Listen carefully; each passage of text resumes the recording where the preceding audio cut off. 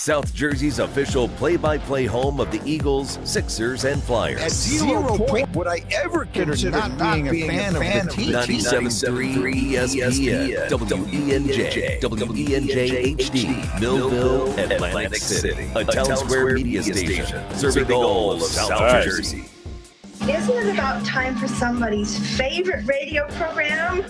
Yeah. 97.3 The Sports Bash with Mike Gill. When I'm driving, I got a guy on the radio who talks to me. I can't see him, but he talks to me. Now, live from inside the Ocean Casino Resort Studio, here's Mike Gill.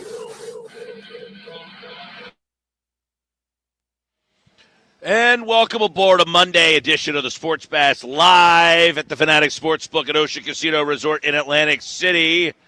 It's one of our final shows from Ocean. That means only one thing. The football season is coming to a close. Super Bowl Sunday is this week.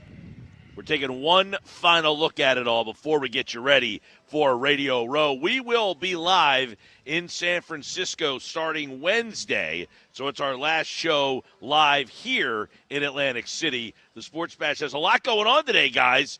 We're going to dive into it. Starting off with the big news over the weekend, there was really two big stories that proliferated the news feed, which was, one, Paul George suspended 25 games. This story came out of right field.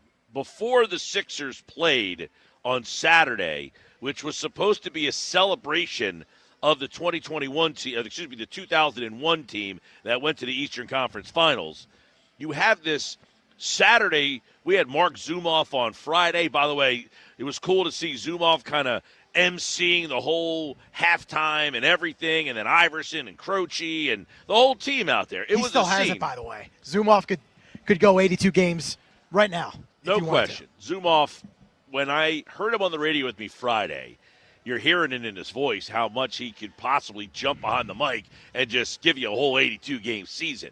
But the story beforehand, it was a bizarre situation. So Saturday, I'm out buying a new car. Oh, really? So I'm sitting at the dealership. Is this new car in the garage right now? It is. Wow. Purchased it Saturday, drove it here today. Oh, my. You know what? You just had a birthday.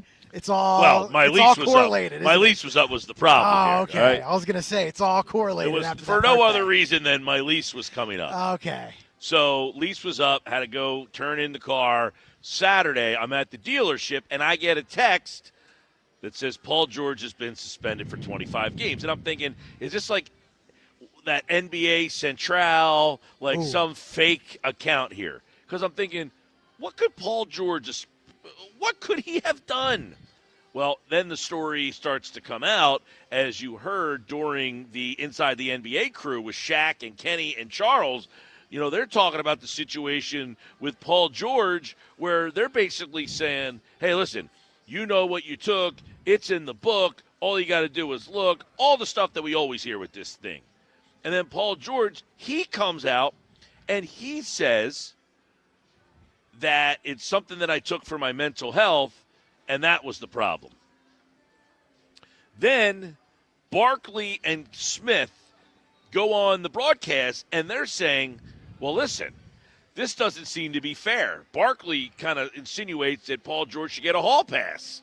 You know, if you took something to help with your mental health, well, then you should, in fact, be okay and cleared to play. Kenny Smith says, yeah, it's like an oxymoron.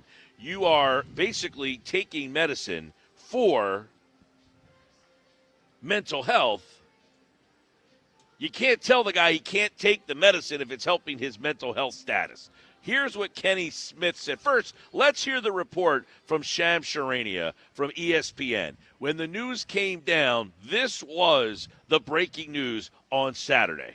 Paul George told me today in a statement that this occurrence happened for Paul George with this test that led to a 25-game ban due to an improper medication for a mental health related issue, not a physical one. Paul George told me that he takes full responsibility for his actions and, quote, poor decision-making. And remember, back in 2020, during the NBA bubble, Paul George was outspoken about mental health that he faced during that time, even in the past few years. But he will now be sidelined through March 25th. All right, so Paul George tells Shams that I took this medicine in basically as medication for my mental health situation. That's what he goes with. But he says, it's my fault. So in other words, he got the medicine. He didn't check to see if the medicine was cleared or not. To which Kenny Smith then said this in retaliation to the NBA's decision. If this is the accuracy of what happened, isn't this an oxymoron, like a contradictory of terms? Like you have mental health and you're taking medicine for it that you can't? To me, that's why I don't understand it. I'm not sure what drug or medicine that he was taking, but that is a contradictory of terms. So I'm sure that Adam Silver wouldn't do that. Yeah. That doesn't add up to me because, again, it's a contradiction. If you have mental health, there is nothing that you should take that help you that you can't take. So Kenny Smith is perplexed. He's saying, if you have a mental health situation, the doctor prescribes you this medicine for your mental health, how can that medicine not be on the list of things that you can take? To which Charles Barkley then agrees with Kenny Smith saying this. There's something fishy going on here. Now, I don't joke around about mental health, but if you're taking something for mental health, that's got to be an outlier to the NBA. Not a performance enhancing. Yes. Yeah. Come on, man. That doesn't make sense. That doesn't make, listen, like I say, as my girl Judge Judy said, if it doesn't make sense to me, it don't make sense because I like Paul George. But if the NBA and, DeMar DeRozan, who we love, and Kevin Love, they've been the two most outspoken advocates for mental health. But if you're taking some for mental health, even if it's on a list, you should get a hall pass. There you go. His point is, if you are battling mental health issues and the doctor says this is the medicine, the NBA should then step in and say, we need to add this to the list of things that you can, in fact, take. So, there's so much on this. One, the trade deadline's Thursday. How does this factor in for the 76ers? Two, Paul George is losing $12 million from this situation. He's losing $12 million. But it indirectly helps the Sixers out in that they are now closer to getting below the tax line. So you got that whole situation. Three, I actually think if the Sixers wanted to get involved in the Giannis Antetokounmpo sweepstakes, this is your avenue. This is your avenue. I agree with you, actually. The avenue is this. You're not going to have PG anyway. You don't have to worry about PG playing for you. It helps you tank. So we're doing you the favor. Yeah. You give us Giannis, we'll throw in, this keeps Edgecombe here. Oh, you're talking about keeping Edgecombe here. Well, yeah. We're doing you the favor. We're giving you Paul George, who's suspended 25 games. So you don't have to pay him $12 million. You get off the hook there, one. Two, he's not going to play for you, so you can continue to lose games and tank like you're trying to do anyway. We're doing you a favor. We'll give you multiple draft picks. We'll throw in Jared McCain. You get Paul George. Here's the big thing. You get Paul George. He's suspended for 25 games, so he doesn't play. You don't have to pay him because he's suspended, so you save on the salary. And then,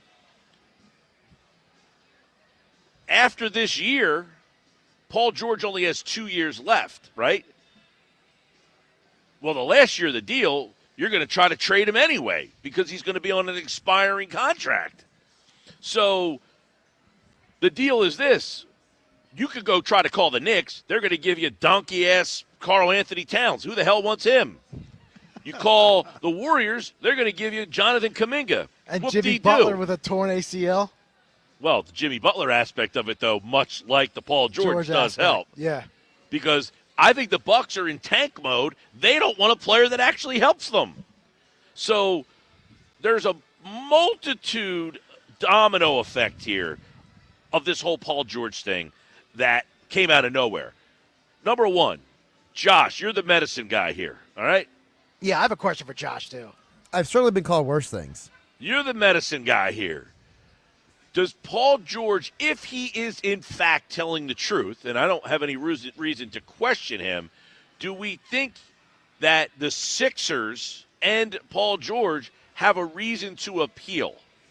I don't think so, only because of the fact that if he would have told people from the beginning he was on this medication, like if he showed up at Sixers training camp with a doctor's note, hey guys, I want to let you know I am on this medication.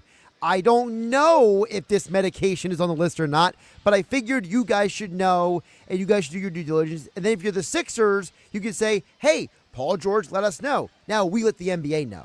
Right. So quite possibly, if Paul George told them, I have been prescribed this. Correct. But it's on your list of banned substances. Because it is a PED. Well, no, it's not. It's not a PED. But the effects of it can be. No. It's we don't know what he took. Well, no. Shams reported it's an anti-drug violation, not a performance-enhancing drug violation. But the medicine that he's taking, could that help his performance on the court? No. And that's why it's illegal. No. So So then why is it illegal? So the speculation online is that there is a element that is related to methamphetamines in the medication he is taking. So the NBA essentially is making the assumption that Paul George is taking a methamphetamine. Correct. And he just happens to hit 9 3-pointers in a game. Oh, jeez. Well, that's the point that Alex made on Hanging with Hennig on Saturday. Alex asked me the question, do you think Paul George only got popped because he had 9 threes and the NBA walked in and said, let's test this guy? I think so, right? Well, Shaq said the other day that you're getting tested 3 to 4 times a year and that everything is in the book. So, listen, I'm not trying to say that Paul George is getting a raw deal or he got railroaded here, but if he is in fact taking a prescribed medicine for mental health, right, does Shaq and Kenny, do they have a point that the Sixers and or Paul George should say, listen, this is what my doctor gave me. Yes, I should have asked you first, but can we retro look at this and understand I'm taking this particular medicine for what is my prescribed mental health? If you go off of Paul George's statement that he gave the Shams, it sounds he like acknowledged wrongdoing. Right. He didn't even try to fight it. He says, I quote, I take full responsibility for my actions, apologize. Like, he didn't say. No, hey, you're right. He didn't try to appeal it or anything, which makes me wonder, was this maybe one of the situations where, he realized, oh, man, I really messed this up. I mean, the only thing I could think of is if he said this, but because if he said, listen, I took this medicine for my mental health, I should have asked the league for some sort of waiver or something. Exactly. Like, for example, one of the other things that it might have been, we don't actually know the exact medication he's taking, but there are certain nootropics out there that are easily accessible, whether through medication or through over-the-counter, that are considered like, they're uppers, like greenies back in the day with baseball players. So a lot of sports, the World Anti-Drug Administration, all these people, they say you cannot take anything that is considered going to aid your mental ability to play a sport, even if that mental aid is just making sure that you are, maybe you're not in a bad state mentally.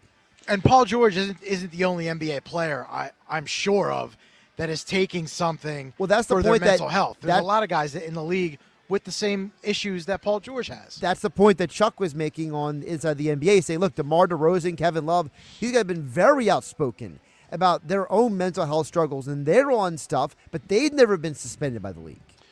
Right. So I guess the question would be, is he taking some sort of new medication? Is he taking something that is like a who knows? But the domino effect is the Sixers don't have Paul George for 25 games. He's out $12 million.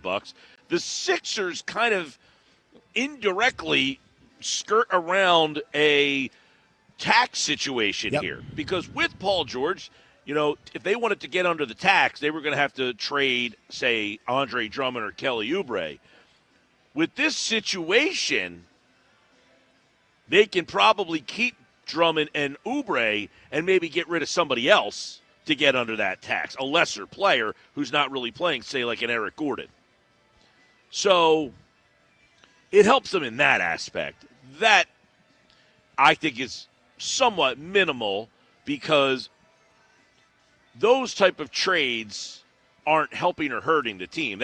Now, that being said, I say minimal in that, hey, we're going to give you Justin Edwards, you give us a second-round pick, and we'll call it a day, something to that effect.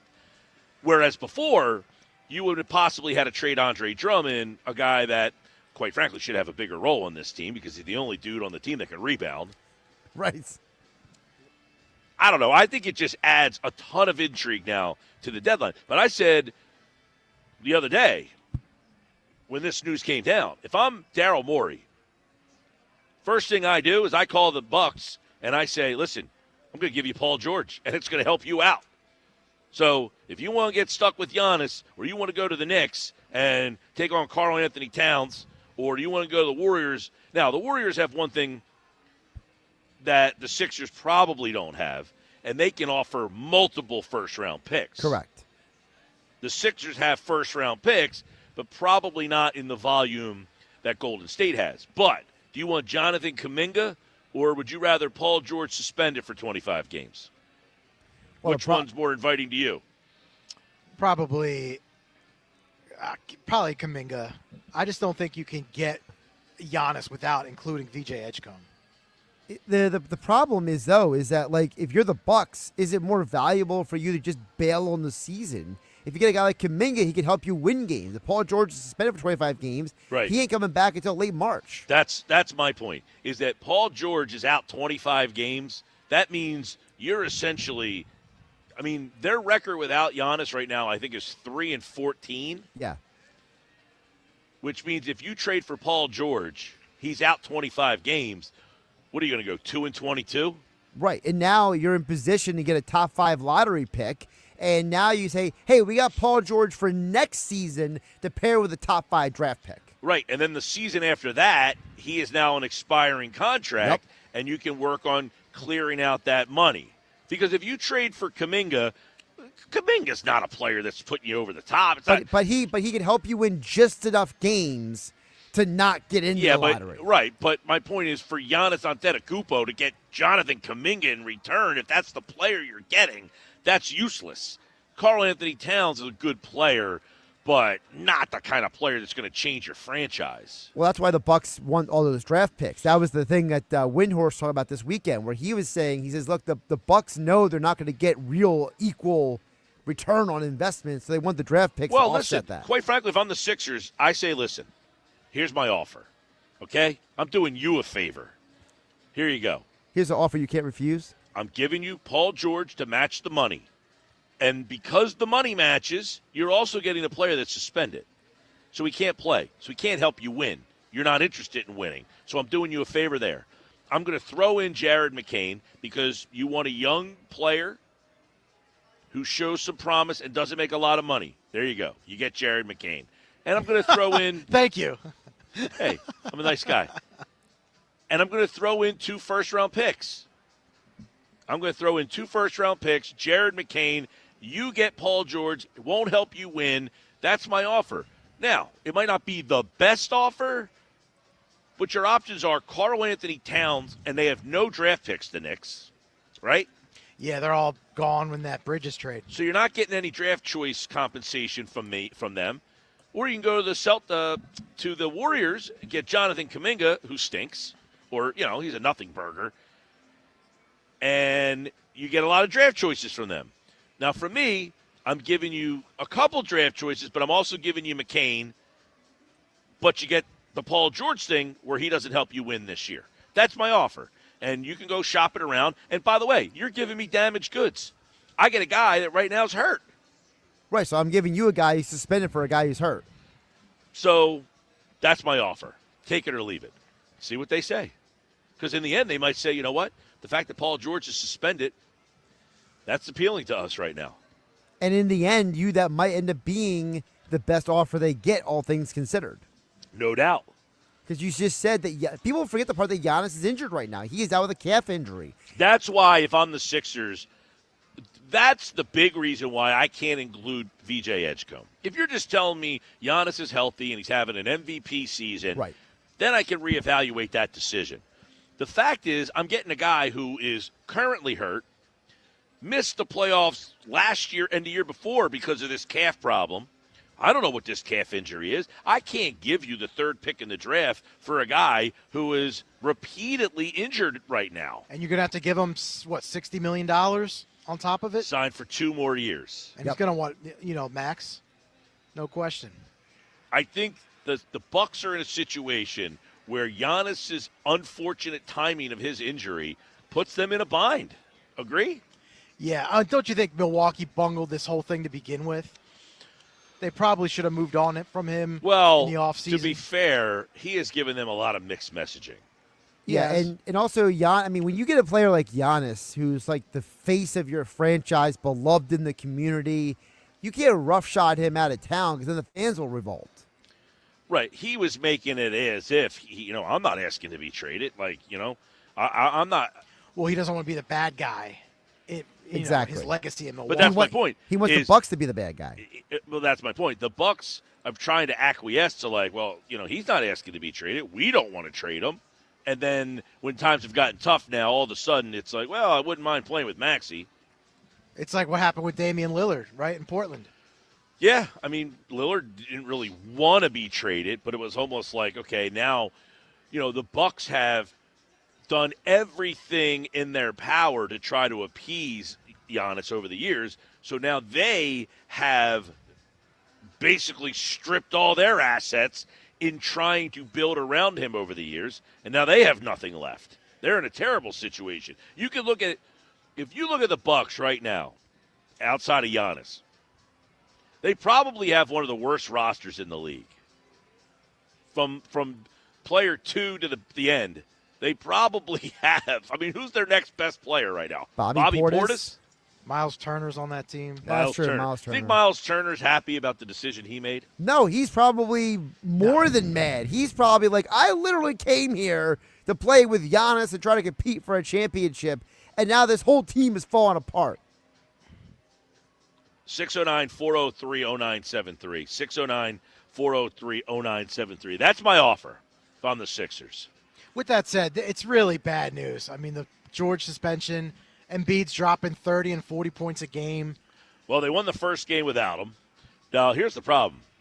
They're going on a West Coast trip starting tonight against the Clippers. You can hear the game on 97.3 ESPN. They're in the Clippers tonight. Embiid is probable to play tonight, which means we're not going to see him tomorrow night out in Golden State because he's probably not going to play the back-to-back. But point being is they play L.A. tonight. They play Golden State tomorrow. They play the Lakers on Thursday. They play the Suns on Saturday. And they're in Portland on Monday. It's a 5-game West Coast swing. Why in the world would the NBA make the Sixers fly to L.A., play the Clippers, fly up north to San Fran, play them, and then fly back down to L.A. to play the Lakers? Doesn't make any sense.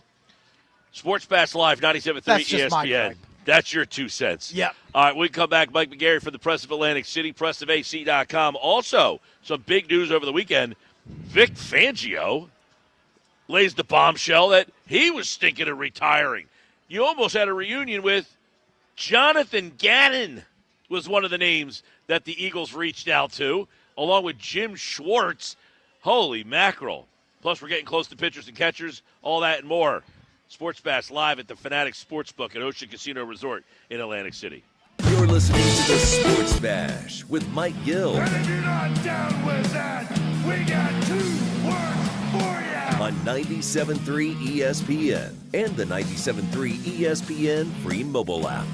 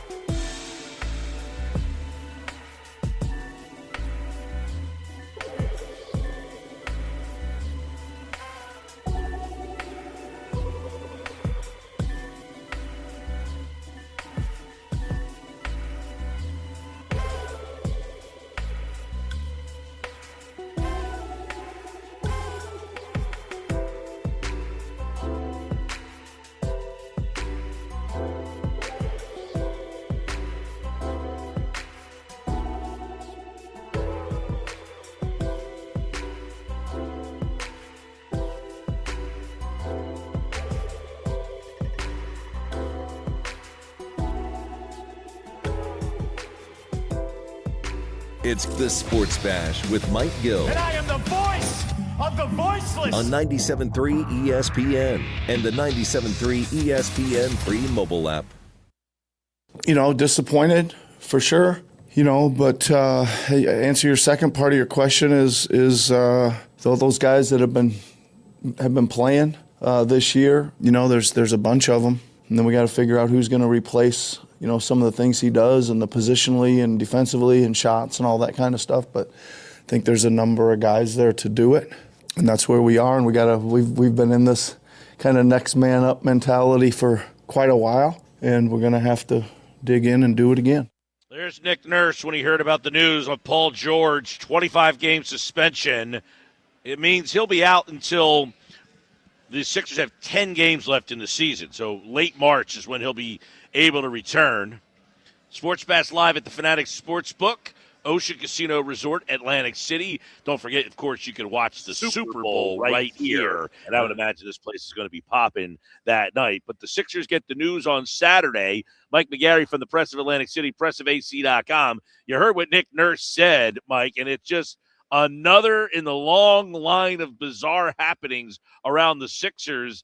Charles Barkley and Kenny Smith had said, listen, if he's taking medicine for his mental health, maybe the league needs to look into this. Now, Paul George admitted, hey, this is my fault. I should have, known what I was doing here. So they're going to be without him for 25 games. How big of an impact is this in your mind for this team right now who's now won 3 in a row? Well, it's an absolute huge impact in my mind because on any given night, Paul George can be your second best player. He can be your third best player at times. He's no worse than your fourth best player. So you're losing an integral part of your rotation there. And now you're in a situation where if you don't have him, do you end up in, 7 to 10 seeds playing in the play-in? Do you end up with a worse first-round matchup? So to me, and you hit it on the nail, Mike, it's just incredible with this franchise. Things you don't even see coming, just knock them flat on their back, and those things keep coming time and time again. Right. I mean, it's a bizarre situation where he takes this, medicine. He says, it was medicine for mental health. Kenny Smith said, well, isn't that kind of crazy where the guy gets prescribed medicine for mental health and you're telling him he can't take the medicine for that? I mean, do you look at the NBA and say that they should maybe take a closer look at this? Or no, you know what you can and can't take? You should tell them ahead of time. Yeah, I blame Paul George for this. Obviously, if he is getting treated for something for his mental health, that's great. But the NBA has a long list of drugs that they banned. Your agent or the player itself can call up the NBA. You can say, hey, I'm thinking about taking this. What does it work? Is it banned or something? Paul George has every resource in the country to avoid this situation. This isn't some high school kid walking into a GNC and buying something off the shelf. He has people at his disposal. The NBA has people there to help you. Before you begin to take anything, you should clear it with the NBA, and now he's paying the price. He is, and they're going to lose it for 25 games. And as Nick Nurse said, hey, listen, we got to have this next man up and start. But they were just kind of starting, right, to get Joel and Paul and Maxey. You were starting to see this group of guys start to kind of mesh together, and you wondered, Mike, they're right now, it's an interesting spot they're in. They're literally 3 back of the 2 seed and about a game and a half up on the play-in tournament. So this could be a move that really figures out which direction they go, up towards the 2 seed or back towards the 10 seed.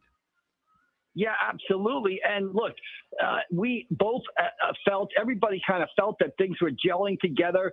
Edgecombe had brought an energy and enthusiasm to the team. Maxey had taken another step forward. Embiid, at least on the offensive end of the floor, was playing as well as we've seen him play in the last 2 to 3 years. And even Paul George was contributing 9 3-pointers the other night. And now this happens. And like you said, it's a slippery slide in the East. A win here and a win or a loss there, and you can be in the play-in. And if you're in the play-in, boy, it doesn't bode well for a deep run in the playoffs. No, it doesn't. And right now, by the way, the Sixers are a game and a half up on Miami for that play-in spot, but they are just a game and a half behind the Raptors for the 4 seed. They're 3.5 behind the Knicks and the Celtics for the 2 or the 3 seed. So that's the margin of error right now, where you have these teams all so closely kind of put together. Do you think this changes now the Sixers' mindset for Thursday, which is the trade deadline? Mike, I don't think it does, because you're going to get Paul George back, and you're going to get him back with 10 games left in the regular season. So ideally, you could have your full team healthy going into the postseason. So any improvements you were thinking about making, before the Paul George suspension, I would still go ahead and make them, because this isn't Jose Alvarado. He's not banned for 80-something games. He's not banned for the postseason. Paul George can come back with 10 games left in the regular season and play in the postseason. So if you had a plan or a trade you were going to pursue to make the Sixers better in the postseason, I'd still do it, because you can still have your full team healthy. It's just a matter of what seed are they going to be and how much tougher is their road going to be. Well, we'll keep an eye on that, because that was a bizarre situation. That kind of, it was weird, Mike, because it happens on the day where they're, honoring the 25th anniversary of the 01 team. So the George thing kind of gets thrown into the mix with, there's Allen Iverson and Pat Croce and Billy King and the whole 01 team. I think people kind of got sideswiped by this, kind of getting dropped into their lap at about 2:00 in the afternoon. Yeah, it's a Saturday afternoon. Everybody's calm. Everybody's talking about the reunion of the 2001 team. Everybody's talking about how well the Sixers have played recently. And then all of a sudden, about noon on a Saturday, boom, this sort of drops on you just completely out of the blue. And I'm wondering how many people turned on the game that night, didn't even hear it because they're out and doing stuff on a Saturday afternoon. How many people turned on the game Saturday night and said, "Where's Paul George? Suspended for 25 games? You got to be kidding me." You're right, because, and in the pregame, they're having, press conferences with guys from that team. So it was a weird spot to try to throw a question in. I did ask Nurse about it, whether or not, what he thought about it. And he gave a very generic type of answer here. We talked about Giannis. Do you now pick up the phone and really intensify those conversations if you get this news? Well, yeah. I mean, I think it's every team in the Eastern Conference, or every contending team in the Eastern Conferences, should be making a call to Milwaukee Bucks to at least kick the tires on Giannis. Now, I don't know what the Paul George suspension does to the package that the Sixers could offer Giannis, but hey, yes, you still, if you're Daryl Morey and you're still the Sixers front office, Mike, you still do everything that you were going to do at 11:30 a.m. on Saturday, 10 minutes before you got the news of the Paul George suspension. You're doing the same exact thing now, because as I said before, Paul George is not gone for the playoffs. He's not gone for the rest of the season. He will be back with 10 games to play, and he will be allowed to play in the playoffs. So if I'm Daryl Morey, everything I was going to do at 11:30 in the morning on Saturday before the Paul George news broke, I'm doing today. There is a trade over at ESPN.com, Bobby Marks, and he'll be on with us tonight at 5:00. Paul George, VJ Edgecombe, and 2 first-round picks for Giannis Antetokounmpo. Now, I say, Mike, if I'm the Sixers, I call the Bucks and say, George is a positive for you that he's not playing. You're trying to lose. So the fact that he sits out 25 games and you don't have to pay him $12 million, that does you a favor. Yeah, unextended bonus from the suspension, right? But, Mike, if that's a trade, boy, I make that trade right now before the Milwaukee Bucks change their mind. If I can get Giannis in here for Paul George, Edgecombe, and 2 first-round picks, boy, I'll drive to Milwaukee and pick Giannis up right now. All right, well, we'll keep an eye on that. Thursday is the trade deadline, and, of course, we'll have all the coverage live from San Francisco from Radio Row, where every year we seem to be out there during the NBA trade deadline, and then, boom, the Sixers have been a little quiet the last couple of years. Joel Embiid did say it, Mike. He said, we've been ducking the tax. Is that message going to be received by the front office? Yeah, I mean, again, it comes down to this. How many more years? And we talk about the proverbial window with the Phillies, right? The proverbial window with the Eagles, the proverbial window with the 76ers. But how much longer is the 76ers window with Embiid going to be open? So I agree with Embiid. Take your shot. He's healthy. He's probably as healthy as he's going to be. He's playing as well offensively as he's ever played. He's not the same guy defensively, but his offense more than makes up for that. If you can make, it's time to make a run at it. And if you're not going to make a run at it, then why isn't Embiid on the team? Then trade Embiid and start over again. Build around Maxey, build around Edgecombe going forward. But if you have Embiid on this team, you've got to do everything you can to put together the strongest roster to make the postseason. Because, Mike, this is one of those years. There's no dominant team in the East. We could probably name 4 or 5 teams that we wouldn't be surprised to represent the East in the NBA final. So with no dominant team, you never know what's going to happen. You never know what's going to happen with injuries. We've seen injuries in the playoffs. Tatum goes down last year. You owe it to Embiid and this franchise to make this team as strong as it possibly can for the playoffs, because you never know what can happen in the playoffs, especially when you have an Eastern Conference that is as wide open as it is right now. We really believe in the Knicks, the Celtics, the Pistons? I mean, the Sixers could be right there with any of these teams. All right, Mike McGarry from the Press of Atlantic City. What a real quick 1 year, $15 million deal for Eugenio Suarez. He goes to the Reds for $15 million. You can get 40 bombs. Should Dave Dombrowski asleep at the wheel, or do you understand why he doesn't make that deal? Yeah, I kind of understand why he didn't make the deal. You can not only get 40 bombs, you can also get 200 strikeouts come along with those 40 bombs. And who doesn't love 40 bombs? I'm a big fan of power hitters. But he got a 1-year deal from Cincinnati for $15 million.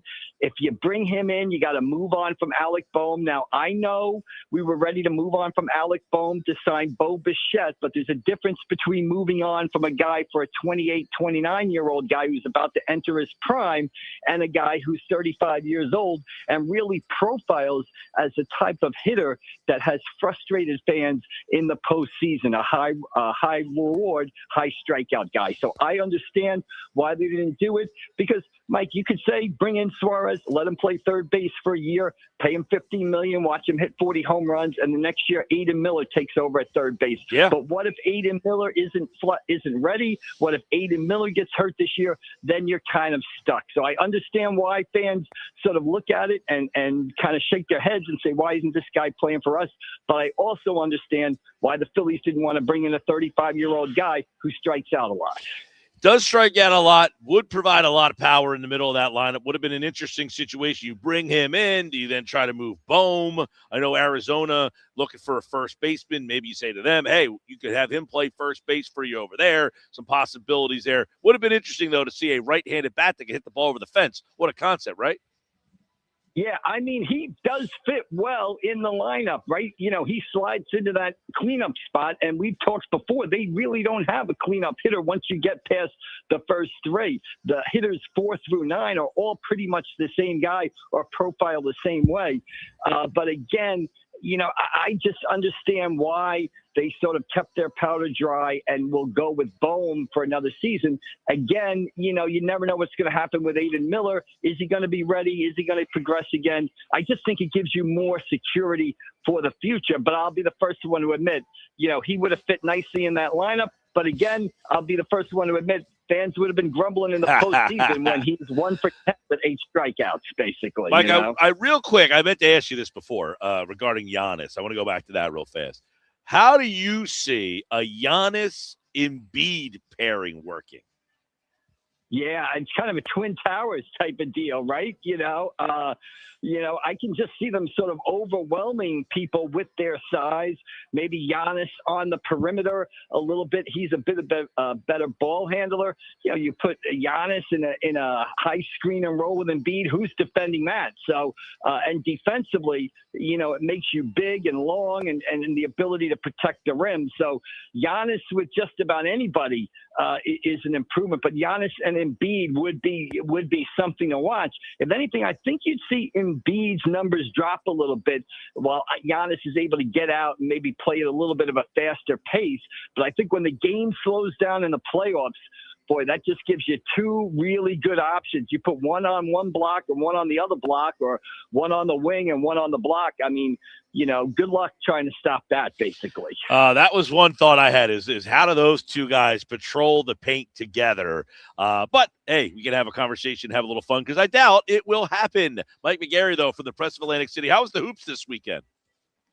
Excellent hoops over at the Metro Classic. Some national teams came in, some national players. Julius Event of Bergen Catholic, who's going to Michigan State. Darren Rippey of Blair, who's going to Duke. It was a great weekend out at Stockton at the Metro Classic. Came here to South Jersey for the first time, and hopefully it'll be back next year and can build on the crowds that it drew this past weekend. Good stuff. I heard a lot of good things about it. Mike McGarry from the Press of Atlantic City has more on the high school basketball season and all the sports in the area over at pressofac.com. Mike, thanks, bud.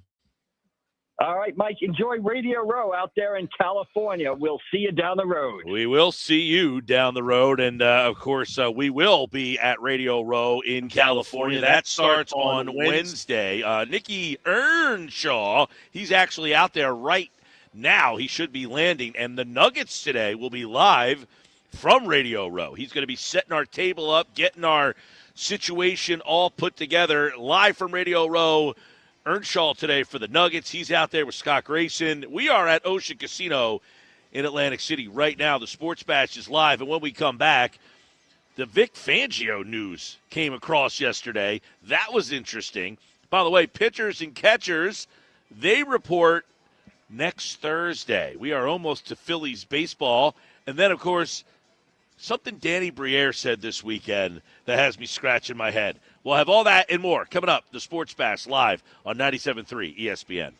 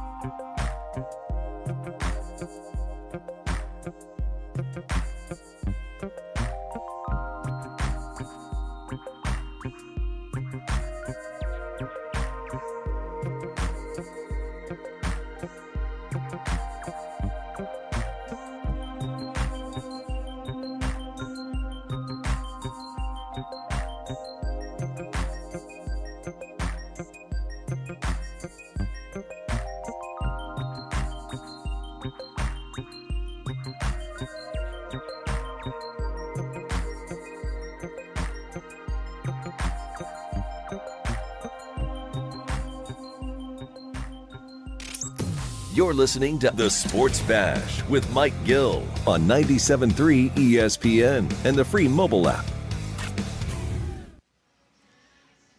All right, 251, Sports Bash Live, 97.3 ESPN. Busy week, Sixers, Flyers, Sixers, Clippers tonight, Flyers, Capitals tomorrow, Sixers, Warriors tomorrow. So we got a bunch of the local teams. Danny Briere this weekend. So I was up driving around Philly yesterday, heard Danny Briere talking on one of the stations up in Philly, and he made a comment that said they're going to be really quiet at the deadline. Don't expect a lot of noise at the deadline. Now, I don't expect the Flyers to make some blockbuster trade, but this goes back to what I said about a month ago, in that the messaging has really been this team doesn't matter. And then he comes out and, look, this team is struggling. They're out of gas right now, right? This team's out of gas. At what point do we start to look at the Philadelphia Flyers and ask, what is the plan? How many Flyer fans are listening to what Danny Briere is telling you is that we're not ready yet. We're not quite there. We're not ready to go. How many people are hearing that and saying, I understand why you're not ready, and I like the direction that we're going right now? Are there people that are starting to watch and listen to what's coming out of that organization? Is anybody questioning it at all? It's not good. Like, what's coming out right now is. Do you like the GM coming out and saying we're going to be quiet at the deadline? I mean, I understand it, I guess. Well, I'll tell you why I understand it. I'll tell you why I understand it, and it's what I've been saying for a while. They have to be quiet. You know why? They don't have anything. They don't have anything that anybody wants. Yeah. They don't have anything to make any noise. That's why you're going to be quiet. If you were a team that had something that was attractive, he says, well, we're not in position to go get a rental. I agree. I'm not asking for a rental. But you don't have anybody that another team would call and say, hey, we're willing to give you a pretty big package for that guy right there. You don't have that guy. They don't have any Aiden Millers, Justin Crawfords, or Andrew Painters, right?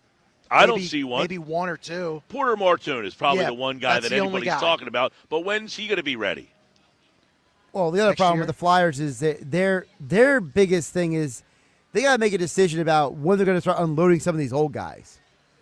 Because they're the biggest complainers right now. And that's the thing that I found interesting, where he said, we're not going to be making a lot of noise. And I'm thinking, so we're going to have to sit through Couturier, Konechny, this group of guys who are just good, not great players. And why? At what point do you not pull the trigger and start to break it down? And why don't they have any Aiden Millers or Justin Crawford? They haven't been bad enough. Or they haven't made good enough picks. A combination of, look, they haven't been bad enough to be in position to pick the guy who's the game changer or the franchise exciter. And right now, hearing Danny Briere say that was a little frustrating. When we come back, Charles Barkley and the Inside the NBA crew said a lot of stuff about the Sixers and the Paul George thing. Next. It's Sixers Clippers tonight on 97.3 ESPN with the voice of the Sixers, Tom McGinnis, calling all the exciting play-by-play action. And beat to Maxey. Maxey on the run. Into the lane. Layup up. He made it. And the crowd goes crazy. It's Sixers basketball tonight. Coverage begins at 10 p.m. It's Sixers basketball all season long on South Jersey's radio home for Philadelphia 76ers basketball. 97.3 ESPN.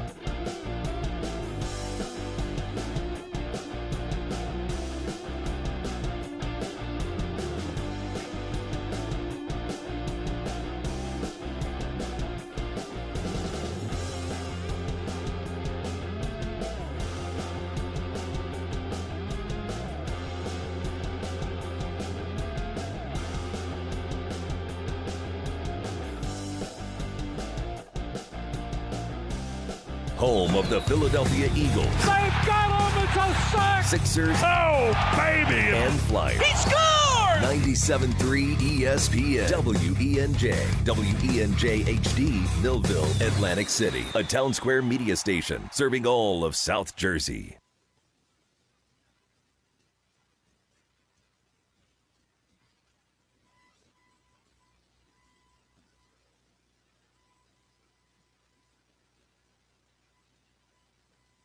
It's unfortunate that this happened, but I just want to say that, they give us a booklet on what to do and what not to do. They give us a booklet. They also give you inside the booklet how long it takes to get rid of something. So, I don't want to elaborate what he was doing or what he was doing, but, stuff like this should not happen because they give you the booklet that said, don't take this, and this, the letter of the law. Do not take any of these things. And when you've been in the league this long, you know what it is. They test you 3 to 4 times a year. So, but this is definitely going to hurt them. That was Shaq on Saturday talking about the Paul George situation. We're going to talk about it now. Adam Aronson covers the Sixers for PhillyVoice.com. You can follow him on Twitter at SixersAdam. And, it's funny because today has been just so crazy. I meant to text him earlier this afternoon because he has a really good piece about the Sixers and this whole situation, and I totally forgot to hit send on the damn text. Well, he was kind enough to jump on a minute's notice here. So Adam Aronson from Philly Voice, who covers the Sixers, joins us right now with another in the long list, Adam, of bizarre situations for the Sixers that has Paul George suspended for 25 games. I mean, and I guess in the end, Shaq says it, like, what it is. Now, on the flip side, Charles Barkley and Kenny Smith are saying, well, this is supposed to be helping your mental health. Shouldn't they reevaluate this? It sounds like too little too late if that's the case, right? Like, this is something that Paul George should have said, hey, I know this isn't on the list, but this is what I'm being prescribed. Is it okay? Can I get a waiver? Yeah, my understanding of how this process works, not just in the NBA, but in all major sports leagues, is that there are times where players can be granted exceptions for certain, medications or substances if there's a valid reason for it. And if they go through the proper channels to clear it with the league, then it'll get cleared by the league. Clearly, that's not what happened here. We obviously do not know specifically what Paul George tested positive for, so it's difficult to speculate too much. But yes, you're right. Even if this was something for his mental health, that's something that you have to get cleared with the league in a general sense. Okay, so he is now out 25 games. At about 11 a.m. on Saturday morning, how different was your view of the Sixers at the deadline than it became at about 1 o'clock on Saturday afternoon? It's a great question because it has completely changed their calculus. In the months leading up to the trade deadline, every front office in the NBA probably, if not dozens of pathways, they're charting hundreds of pathways of different directions they could go in at the deadline, buying, selling, somewhere in the middle, doing both. But generally, all of those pathways are dependent on the same math. And the Sixers, 5 days before the trade deadline, suddenly had their math change quite a bit because Paul George is going to forfeit almost $12 million in salary. About half of that, a figure that's just under $5.9 million, they'll get as what's called a tax credit. So that portion of his salary won't count against the luxury tax. So instead of the Sixers being $7 million over the luxury tax, it's now about $1.26 million.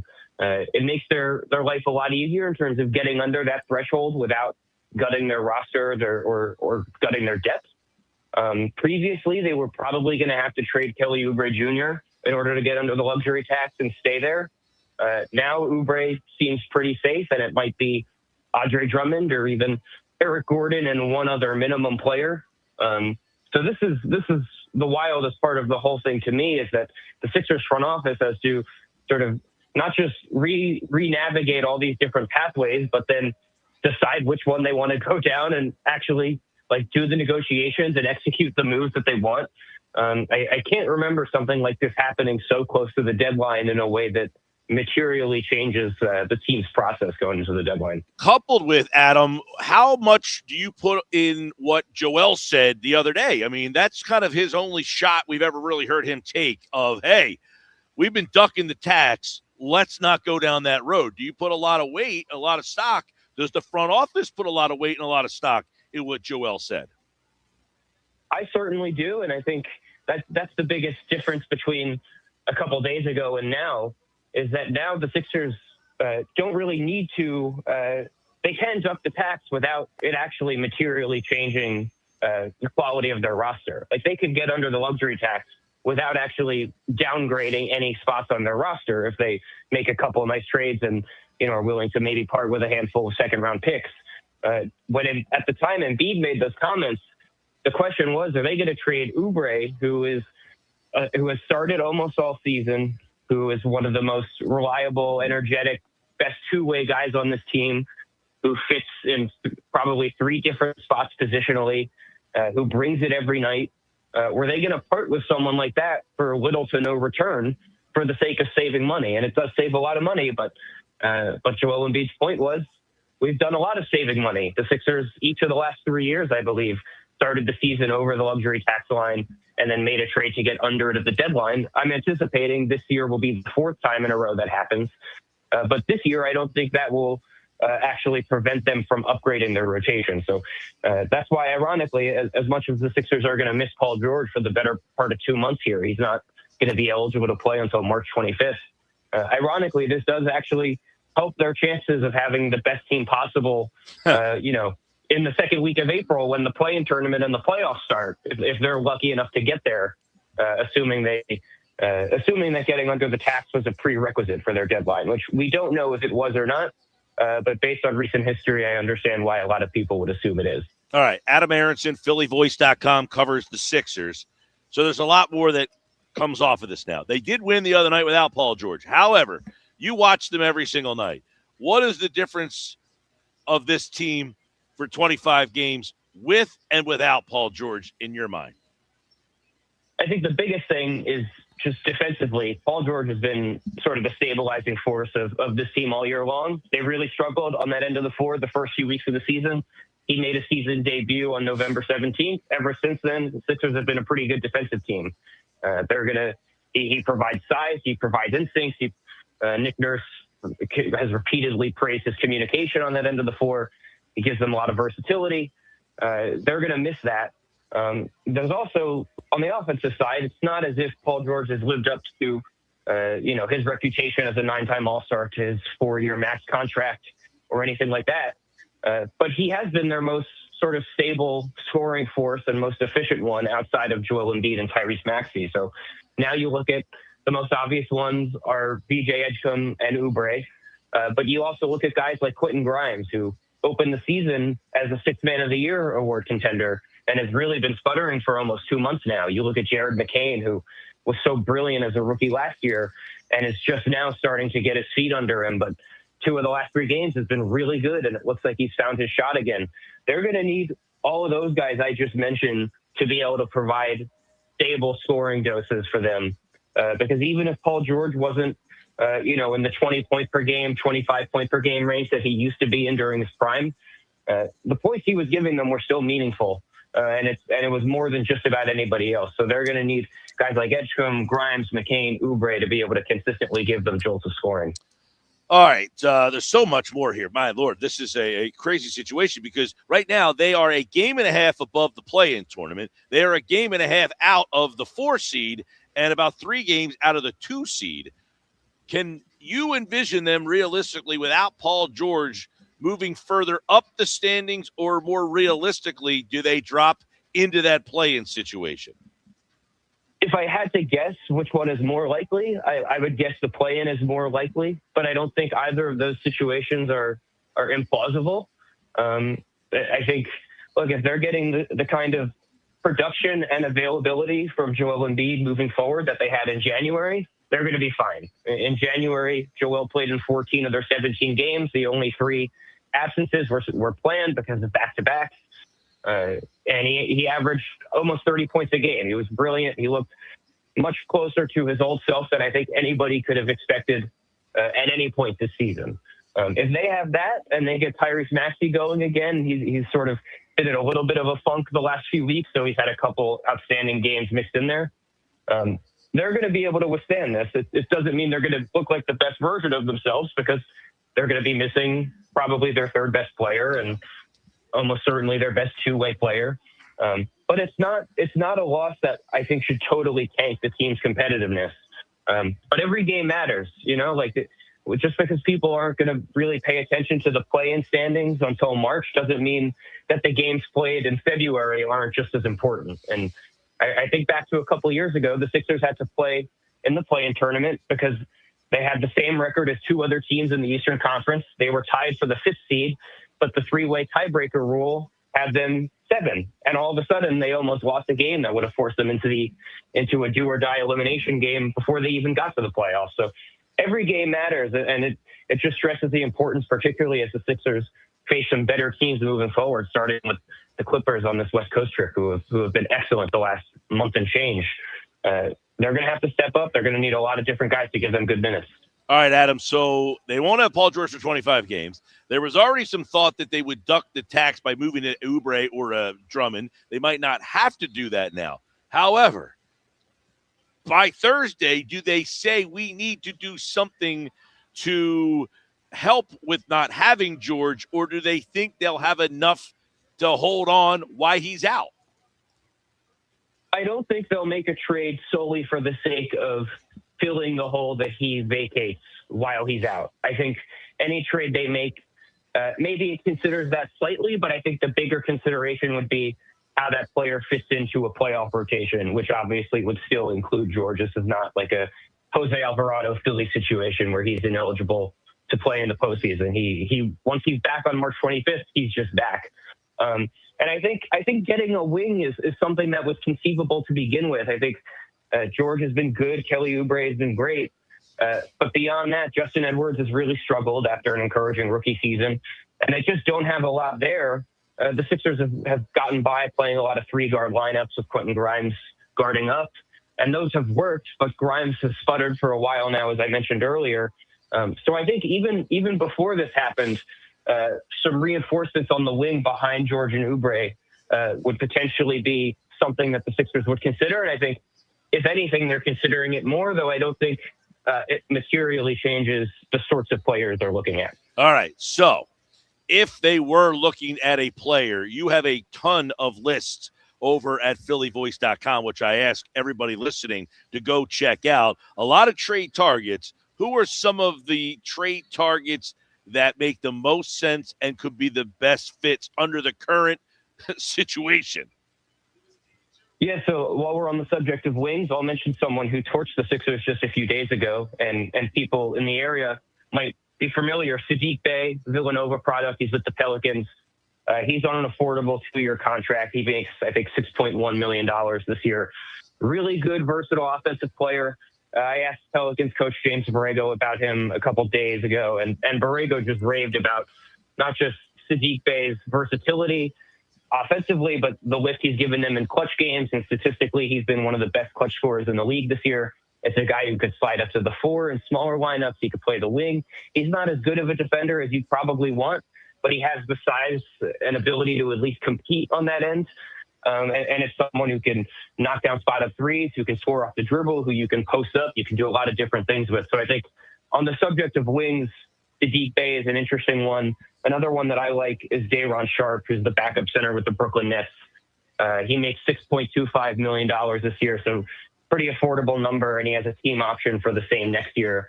He's still only 24. You could keep him around. I think this would probably be the best full-time backup center that the Sixers have had behind Joel Embiid in his career. Really good passer, elite rebounder, solid defender, not much of a shooter, but has good touch around the rim. That's another guy that I think if the Brooklyn Nets are willing to part with him, which given their focus is not exactly winning in the short term, I think they probably would be. That's another guy that I think the Sixers would be wise to go after. All right, he's got a ton of lists. There's got to be like 40 names on this list or so over at phillyvoice.com. Everybody go check out some names that could possibly be a target for the Sixers. They need rebounding really bad, which is why the whole Drummond thing Now Nick Nurse did insinuate that he might have to start playing him more just to help out with the rebounding situation. But it would have seemed that would be another area where if they were going to try to make a trade, you'd try to get somebody who can grab a rebound for this team. Yeah, that's sort of my thinking on Sharp, because Drummond's salary, he's got a $5 million expiring contract. You probably need that to help facilitate a deal for Day'Ron Sharp. And I think if you're trading Drummond, first of all, you have to end up with a third reliable center, because just based on how many games Joel Embiid misses, even the planned ones, you need a backup center on those nights. The Sixers' third-string center spot is just as important as most teams' second-string center spot. But I think Day'Ron Sharp would give you some rebounding, much better rebounder than a Dembona, who gives you a lot of production in other places, but rebounding is one of his shortcomings. He's very much on the smaller side for a center. And I think the issue Nurse has had is you might be able to play Drummond, and then that fixes the rebounding issue, but then other issues present themselves because Drummond's extremely limited elsewhere. It makes you less versatile defensively. It makes you liable to getting burned in pick and roll because he really struggles in those defensive coverages, whereas Bona is much more viable there. So that's the difficult sort of puzzle that Nick Nurse has been trying to solve all year. And I think someone like Sharp probably gives you as close to the best of both worlds as you can get. Yeah, Adam Aronson's with us, covers the Sixers for PhillyVoice.com. If you could combine Embiid, Drummond, and Bona, you might have something there. Put them all together. It's a hell of a player. Yeah, exactly. Now what is your take on Bassey? They go get Bassey, which this guy is seemingly, anytime he's been given a chance to play, all he does is produce. I don't understand how they don't. You got a guy that all he does is rebound. You lack a rebounder. Now, I know they called him up, I guess, for the trip here. But is he a viable option to say, why not see if he could just go out there and rebound for 12 minutes? Yeah, he's played in enough NBA games, including for the Sixers as a rookie, and a couple games this year for Memphis, where there's no question that he could be on an NBA floor and not look lost. Ironically, that when the Sixers signed him to a 10-day contract, which I believe covers the next 2 games, it was not nearly as much about Charles Bassey himself as it was about Dominic Barlow and Jabari Walker, who have both been awesome for the Sixers on 2-way contracts. There's a rule deep in the NBA's CBA that you can only use any of your 2-way players 90 times while your roster has an open spot on it. Otherwise, you have to either stop using those guys or get to 15 players on your roster. So what the Sixers are doing is temporarily filling that roster spot so that Barlow and Walker are eligible to play, because the Sixers ran out of those 90 days. So ironically, they could have signed you or me and it would have had the same effect. Obviously, they like Charles Bassey. Their G League team actually traded for Charles Bassey earlier in the year, and then he didn't report, so they had to trade him to Santa Cruz, the Golden State affiliate. But now he's back, and you give him a 10-day deal, and we'll see. I mean, he could be active tonight in LA. So right. I believe he's going to be with the team. They only have 15 spots of guys that can be active, but maybe with Paul George out, obviously maybe that's an open spot for him. But I think it's conceivable that he could be playable. But I think then signing him was actually much less about him than it was about Barlow and Walker. I agree. It's just it's odd to me. I mean, this is a guy in Memphis this year. He grabbed 7.5 rebounds a game. I know, very limited, but still, he's the only guy on the team that can rebound. I mean, just when he was with San Antonio, that's all he did was rebound. You're like, how are you the worst rebounding team I've ever seen, and you don't at least give the guy an opportunity? So hopefully they kind of ass backwards themselves into this one. Your thoughts, McCain, you mentioned him. Who has a bigger role moving forward in your mind, McCain or Grimes? It's a great question, because the pendulum has finally started to shift towards McCain a little bit today or recently. And Nick Nurse, after the Sixers win over the Pelicans the other night, said something to the effect of, it's a feel thing with those guys, and this game felt more like Jared. So I went more with Jared. I think Nurse is going to just ride the hot hand there. They're both going to play. The Sixers sort of need both of them at this point, particularly with Paul George out. But if McCain continues to shoot the ball the way he has, and I mean, the athleticism is still not quite where it was, not that he was ever a particularly explosive player. That's still getting back up to speed, but the shooting seems to be back. And when the shooting is there with him, it's elite. Truly, he has tremendous touch. He can do it on the move. He can do it off the dribble. He can do it from all over on the floor. He can make himself available with off-ball movement. He's an outstanding borderline A-plus shooter. And if the Sixers can infuse some of that into their rotation, again, I talked earlier about the need for secondary sources of offense with Paul George out. That's going to be huge. So I think they need both guys. I think Grimes is still, on any given night, the favorite to play more minutes, but McCain over these last 3 or 4 games has made a compelling enough case that if he gets rolling, I think Nick Nurse is just going to stick with him. Yeah, that's an interesting thing to keep an eye on. And I mean, at first you're almost looking at, well, can you include McCain in a deal with someone else? Say, hey, we'll take him if you guys aren't. Now it's almost like, can you trade Grimes and could he get you something back? He's got an oddity in his contract, that he could say no to anything at this point. Yeah, so Grimes, because he took the qualifying offer, he can block any trade that he's involved in all season. And the NBA has a thing called bird rights, where basically if your team has your bird rights, they can go over the salary cap to sign you. If you're a player, you want a team to have your bird rights because it means there's more potential for you to make a lot of money. If the Sixers trade Grimes, his bird rights would not go to that other team. So that's why he has the ability to block a trade.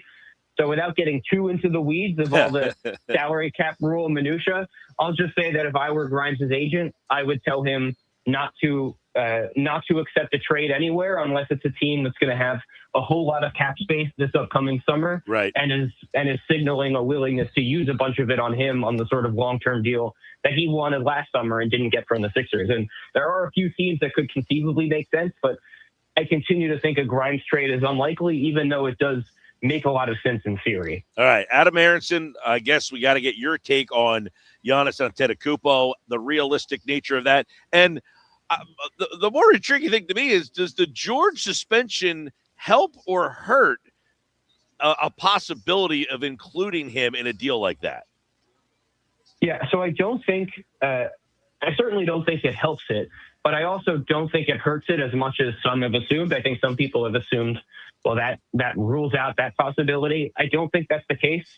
First of all, I think if the Bucks are trading for Giannis, if the Sixers are trading for Giannis, I think the Bucks are probably getting Paul George, and that's a deal where the Sixers are going to have to give up B.J. Edgecombe, and that's not a suggestion that they should. I think there are compelling arguments on both sides of it, but ultimately, I think that's the sort of price you're going to have to pay, particularly because Paul George is widely considered to be on one of the worst contracts in the league. Like, this is a contract that generally you'd have to pay to get off of, let alone trade it for one of the best players in NBA history with multiple years left on his contract. So I don't think it's likely for a bunch of reasons. But what I will say is, if the Bucks are convinced that they could split Paul George after trading Giannis, they're not trying to win after this Giannis trade. If it happens in the next few days, they have no problem with Paul George sitting out until March 25th. If anything, that's right, to their benefit. The way that it could take away from a deal is if the idea was Milwaukee rerouting George in the same trade, where it becomes a very complicated 3 or 4 team deal, where some contending team thinks that Paul George is the missing piece of their roster and they're willing to take on all of his money. That seems less likely now. But I have not been someone that has expected a Giannis Sixers trade to happen to begin with. I think if anything, this makes it slightly less likely, but it's not a death no. Yeah, that's something to keep an eye on. I agree with what you said. I almost think if I'm the Sixers, I call and say, listen, we're doing you a favor. This guy's not even going to play for 25 games. You're not even trying to win. Now, does that allow you to say, so therefore we won't include VJ Edgecombe? Probably not. But it would certainly be intriguing if you're the Bucks to say, all right, well, I don't know. It's something to keep an eye on in what should be a wild few days leading up to the deadline here. As the Sixers, by the way, out of sight, out of mind, they go out west. 10 o'clock starts all week long. You can listen to them right here on 97.3 ESPN. Follow Adam at Sixers Adam on Twitter X and check out all of his Sixers coverage over at phillyvoice.com. Hey, Adam, thanks for coming on short notice, man. I appreciate it. Thank you so much. Happy to do it. Great stuff. Check out phillyvoice.com in the Sixers section, and he's got a list of probably 30 to 40 names that might interest you at the trade deadline. We can go through that list. I'll throw some names out at you guys because there's some names in there that I think are pretty intriguing, and they're all names that, aren't making crazy money that the Sixers could be, interested in if they want to try to do something here, which the trade deadline on Thursday. And Daryl Morey does not like to sit on his hands. He doesn't. He's like a Howie Roseman. Yeah. It's like the trade deadline's there. I got to do something. I got to make a move. By the way, he made that little trade last year that didn't get a lot of praise, but he got Caleb Martin out of here. And he got back Quentin Grimes. Quentin Grimes, right. And Grimes turned out to be a pretty decent pickup for him, whereas Martin was a bad contract. And he found a way. Listen, you could say he made the mistake of giving Martin that contract. Fair. But then he found a way to get out of it and get an asset in return. By the way, I think Martin's been traded again, right? Yeah, I do not think he's still on Dallas. All right, coming up, we'll go through some of the names that Sixers Adam, as he is known on the Twitterverse, Adam Aronson covers the Sixers for Philly Voice. Awesome job. He is really in depth on that stuff. We're going to be talking to Adam a lot more throughout the rest of the NBA season here on the Sixers. Coming up next, we'll look at some of the names that he lists that could be trade targets with the deadline on Thursday. Plus, ESPN's Bobby Marks joins us at 5 o'clock on the impact of that Paul George suspension and what it might mean for the trade deadline. You don't want to miss what Bobby Marks has to say. Coming up at 5 o'clock, plus football at 4 with Geoff Mosher in about a half an hour from now. Stick around. You're listening to the Sports Bash with Mike Gill. And it just keeps getting better. On 97.3 ESPN and the 97.3 ESPN free mobile app.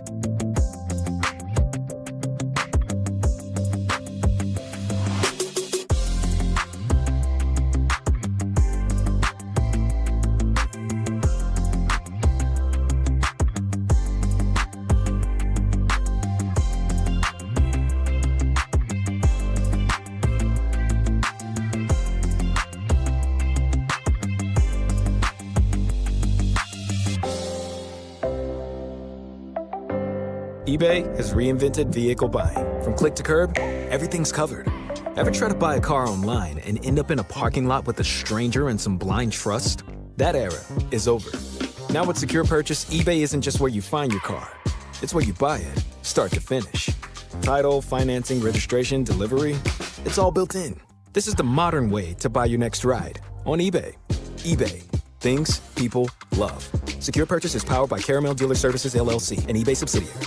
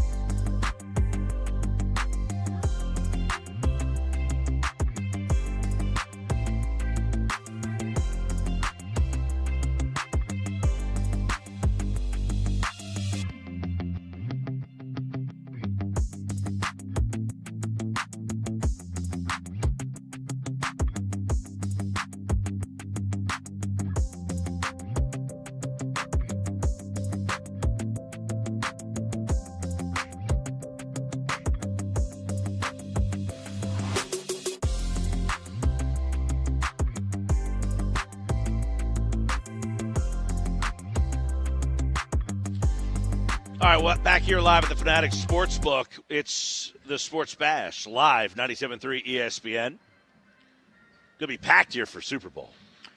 Oh, yeah. Where are you watching the Super Bowl? Probably watching at my house. Invite Nothing. some friends over. Nah, nothing crazy.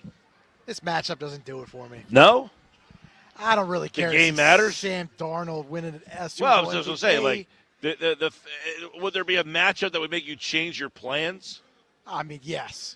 Forget the Eagles being in it. Well, no. I mean, if you give me Josh Allen chasing his first, Buffalo chasing their So first you go ever, somewhere? Yeah, I'd probably go out. Oh, I mean, come on. But this, again, I don't care to see Sam Darnold win a Super Bowl MVP. I do agree that this matchup doesn't have a lot of buzz for me. It doesn't, right? Like, I mean, at the end, the team that wins, you're going to be like Sam Darnold's a Super Bowl champion or Drake May. Now, if Drake May ends up winning 2 or 3 more after this, right, and this was the first one. Same with Darnold, this I guess. could be the birth of something, you know. Well, Darnold's the first one of that class of 2018 that has got here. Correct. And it took him, and maybe Darnold is a good player. I mean, maybe he was a Well, he's been on the Jets. People Yeah. forget he was in Carolina for like a little cup of coffee, And right? he was a backup at San Francisco for a year. So he's been Minnesota, and then there's been a lot of talk about, Minnesota fired their GM on Friday. Correct. And there's been a lot of talk that one of the reasons is that he allowed Darnold to move on and then drafted J.J. McCarthy to replace him, and that hasn't gone so well. See, I think the big storyline for the Super Bowl, and I know it's not a sexy one for someone like PG over there, but to me it's about this Super Bowl shows how important coaching is in the NFL. Like, you have 2 organizations that are literally only here because the coaches they hired put the players in a better position to be successful. And both coaches were kind of, Mike McDonald, he was on Baltimore. Yep. I'm sure Baltimore would have hired him with John Harbaugh now gone. And Tennessee just let Vrabel walk out. But the also, door. can I just say really quick, Mike McDonald also, he in his first year had a completely different offensive coordinator. They got rid of that guy. He brought in Clint Kubiak this year. He's going to lose Clint Kubiak, though. And he's going to lose Clint Kubiak, right. So, but it shows you get these coaches who know how to handle a quarterback. They know how to coach a team. Mike Vrabel's not an offensive-minded coach. You know what he did? He said, let me go get Josh McDaniel to come in here and deal with this Drake May kid. So that's well, what you're McDaniel giving me, was already coaching. there. No, he was part of the staff when Vrabel came in. Wasn't McDaniel with Mayo? Let me double check. I didn't think so. He took a year off last year. He took a year off. He did? Yeah. I did not know that. I thought he. Yeah, I thought he so was. he off was for a out year. of the league last year. I'm pulling it up right now. Huh. Yeah, I thought he was completely out of the league. I thought I thought he pulled like a Cliff Kingsbury, like he went away to some country. Interesting. Did not know that.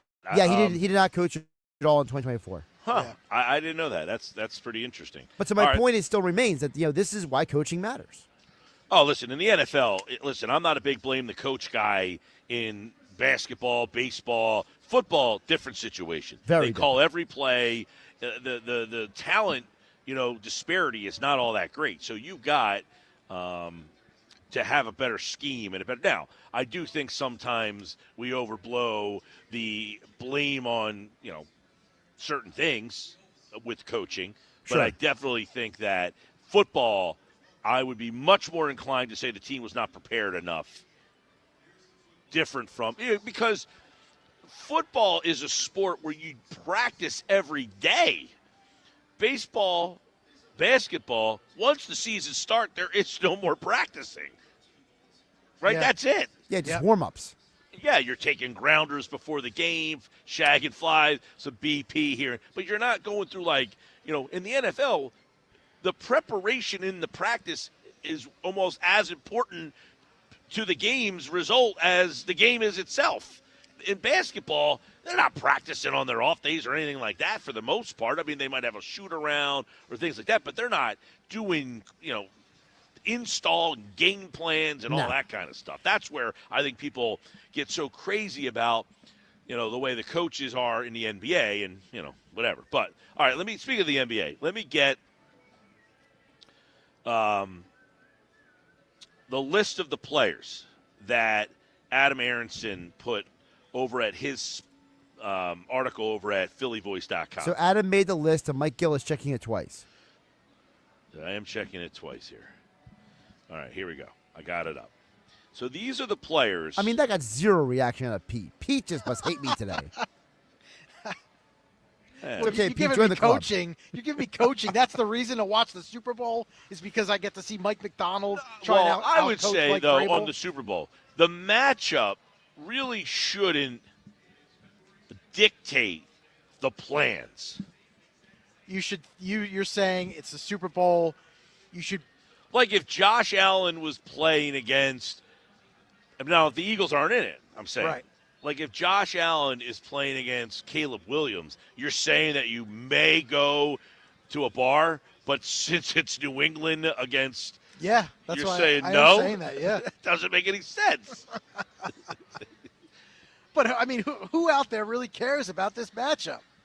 I agree with that, but it's still the Super Bowl game. The teams in the game aren't going to make me change my plans. Are they going to make you change your interest and your desire to actually go out and make something out of it? No. And be invested in it? Not really. I mean, like if I had plans to go out, I'm going to go out regardless of who's in the game. If I didn't have plans to go out, I'm not going to change because Josh Allen is playing. Yes, yeah, I don't care to see Robert Kraft win another Lombardi Trophy and, do all that stuff. I just... It's annoying, no doubt about it. This matchup Absolutely. got some annoying things in it. All right, here's some of the names that Adam Aronson listed for possible targets in trade, okay? If you hear a name that you like, let me know. First one on the list, Daniel Gafford. I'm kind of interested. man. I'm actually kind of interested in that name myself. Dallas, right? Yes. I would look at what his what is it? Does it say what his contract Problem is? with him is he makes he's 4 years, $68 million. Yeah, see, him and Nurkic, they're guys that make too much money. But he's a big man that can defend, energy, rebound. I like the idea of it more than the actual execution of it. He would be an upgrade to the backup center spot here. Obi Toppin.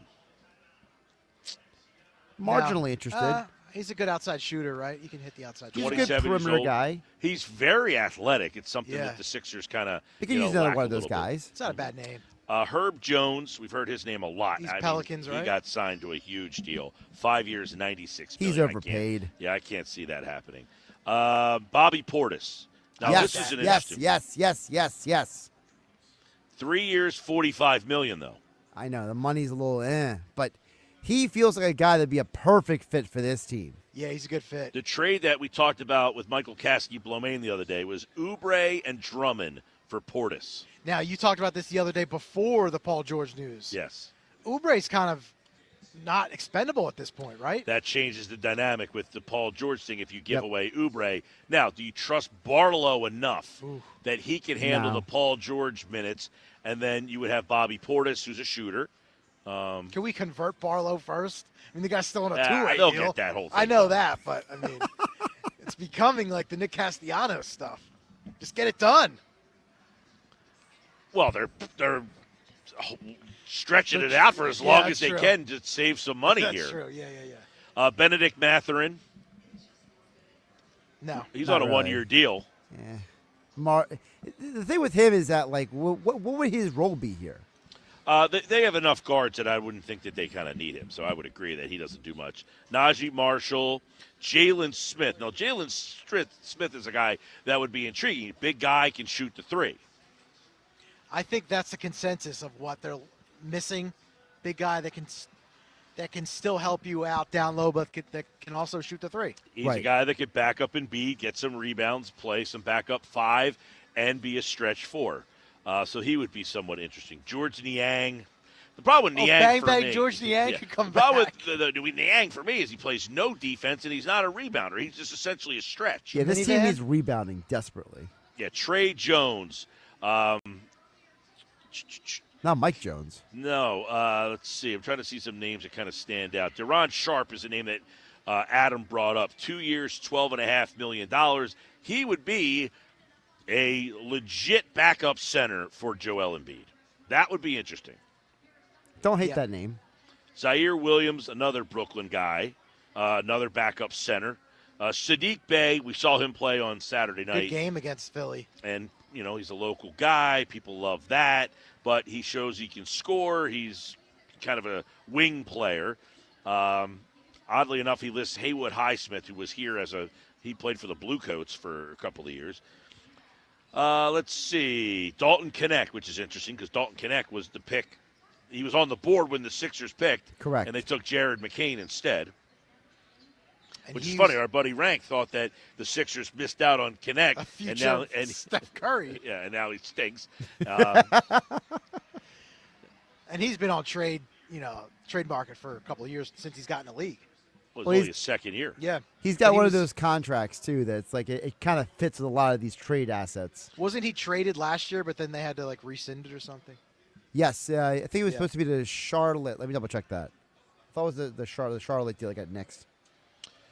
DeAnthony Melton, who's been here. Ben Shepard from India. I actually like Ben Shepard. He would be kind of interesting. But there's a list of guys over at PhillyVoice.com that he lists out there, so you can go read. There's a ton of other names that I haven't really. I'm just kind of scrolling through. Yeah, so Dalton Knecht, some of the ones. So Knecht was supposed to go to the Hornets, but then Williams failed his physical in return. That's what it was, yeah. Mark Williams, remember him? Mm-hmm. Yeah. Was the center. Precious Achua, his name's on this list. He's got Nick Nurse experience. Yeah, and he's a rebounder. Yes. So that's a bunch of names that he lists there. All right, Sports Bash Live, 97.3 ESPN. So if there's a name out there that you like out of that list, let us know. 609-403-0973. We got to read off some text messages, and we want to welcome White Horse RV Center. They are now sponsoring the text board. It is the White Horse RV text board. 609-403-0973. Your RV adventure starts here on the text board at White Horse RV. Hit us up on the White Horse RV text board, 609-403-0973. It's the unsportsmanlike moment of the day, and it's coming up next. It's Sixers Clippers tonight on 97.3 ESPN with the voice of the Sixers, Tom McGinnis, calling all the exciting play-by-play action. And beat to Maxey. Maxey on the run. Into the lane. Layup up. He made it. And the crowd goes crazy. It's Sixers basketball tonight. Coverage begins at 10 p.m. It's Sixers basketball all season long on South Jersey's radio home for Philadelphia 76ers basketball. 97.3 ESPN.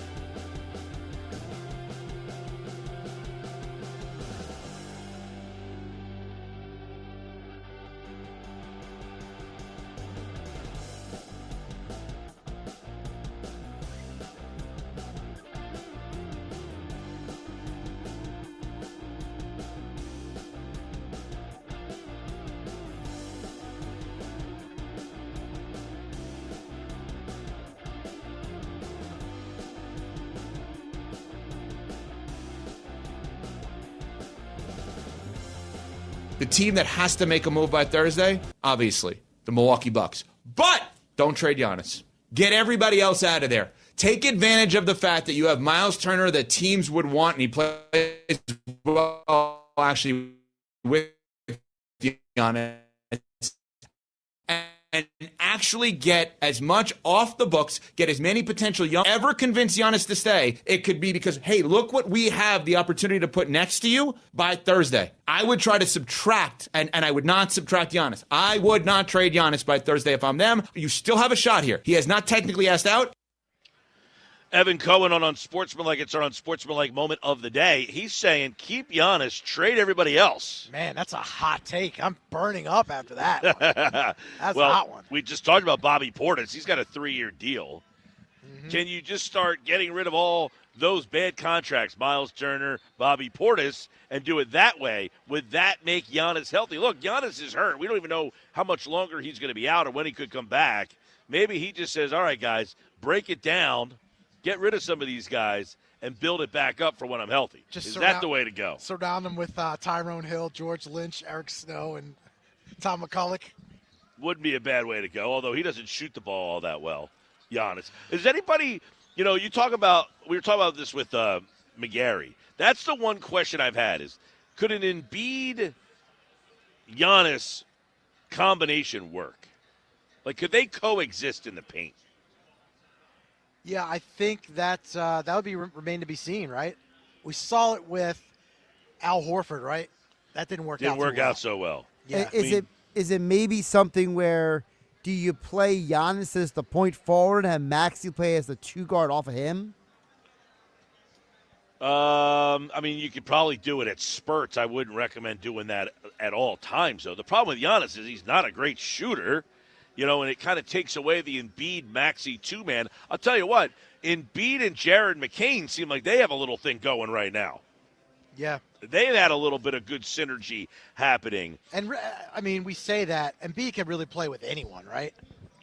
Yeah, but Embiid can play with anybody as long as they're not – you just talked about Al Horford. As long as they're not really infringing on his space, which is the painted area, the elbow, the foul line, all areas where Giannis typically likes to go. Now, could you play two-man with Embiid and Giannis and get Giannis moving downhill?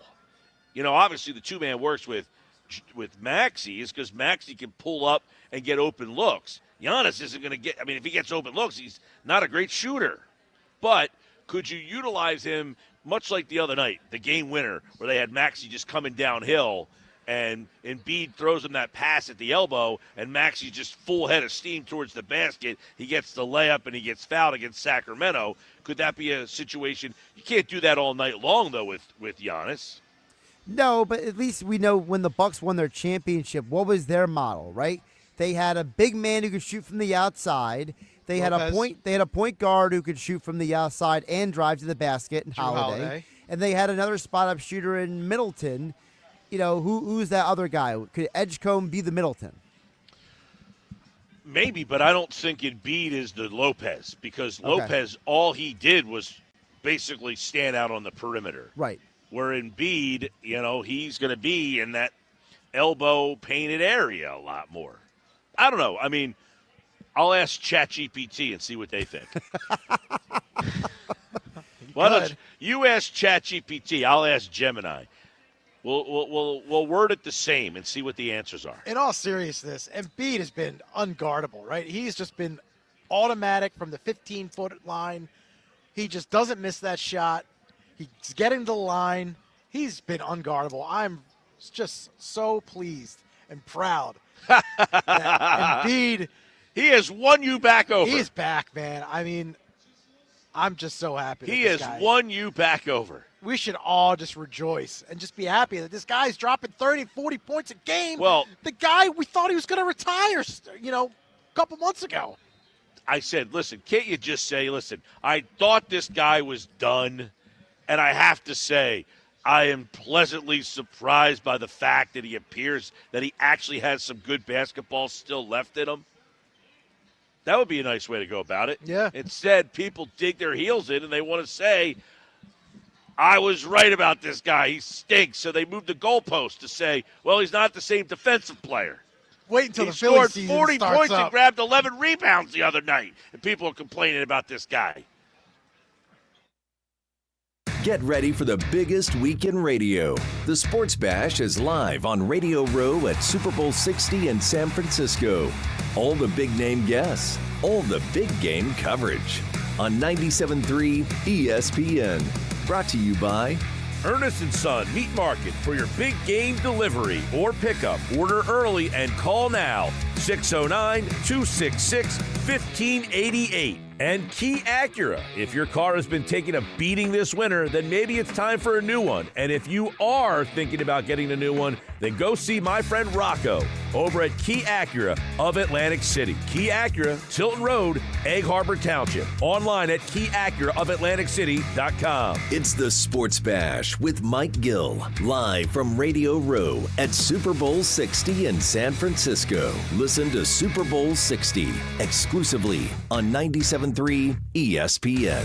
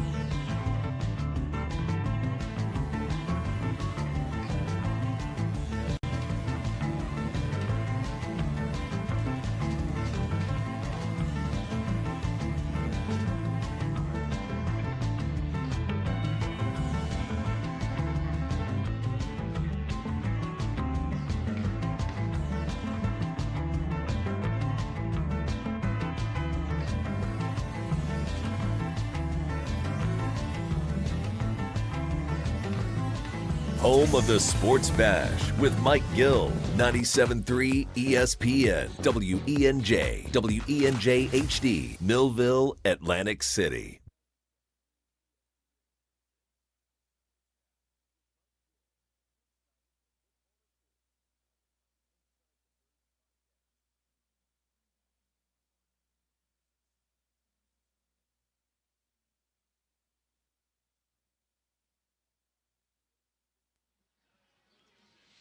And Football at 4 is powered by the Inside the Birds podcast. It is brought to you by the Fanatics Sportsbook at Ocean Casino Resort in Atlantic City. That's where we are today. It is one of our last shows for the football season here this week. And then next Monday, we'll be back here to recap the Super Bowl. And that will be our 2025 football season all wrapped up. Right now, we're going to wrap up the Eagles' search for their coordinators. And then we got a little wrench in the wheel this weekend. Jimmy Kempski from PhillyVoice.com, which is where Geoff Mosher, you can read a lot of his coverage of the Eagles and more over at PhillyVoice.com.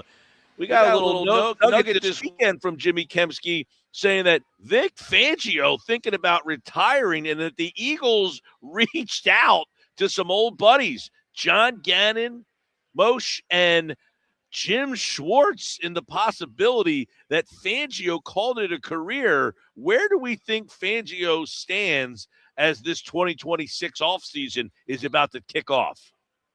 Well, I mean, it sounds like barring anything happening here, he's going to come back. I know Adam Kaplan had been talking to some coaches who were down at the Senior Bowl. We talked about this on the podcast, Inside the Birds, that dropped this morning. And Kaplan said he had been talking to coaches who down at the Senior Bowl last weekend were discussing this very fact that they were hearing that they weren't certain about Vic Fangio coming back, possibly retiring. It's something that they talked about before.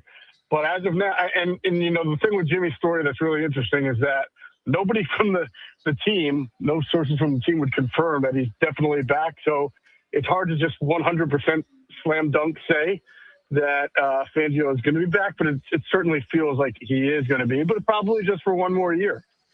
Right, and if that's the case, he's back for only one more year potentially.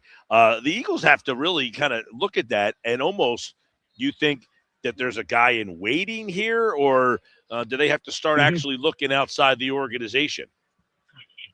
Well, you know, being who the Eagles are, they will cast a wide net as they do for pretty much every search. But they've got two guys in-house.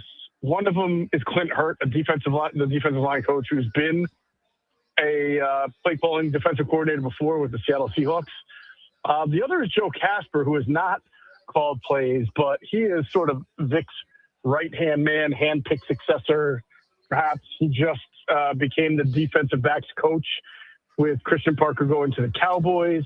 Remember, he was with the Eagles in 2022 when Vic was an advisor and hanging around, and they had no previous ties, but Vic liked him enough to take him to Miami with him to be a safeties coach in 2023, and then back here in Philadelphia, 2024. So Vic clearly likes him. He just got promoted. He's a guy who's considered a fast riser in the industry. I'm sure he'll get an interview if this were to be the case, and I'm sure he would be among those considered for the job. So, you know, the fact that John Gannon's name was brought up and Jim Schwartz, two familiar names, I mean, this sounds like, at least internally, that this got pretty serious. Well, yeah, I mean, obviously, it got serious if you're discussing those guys. And, you know, some of it might have been just because they already knew from after the Super Bowl that Vic was close to maybe hanging it up at that point.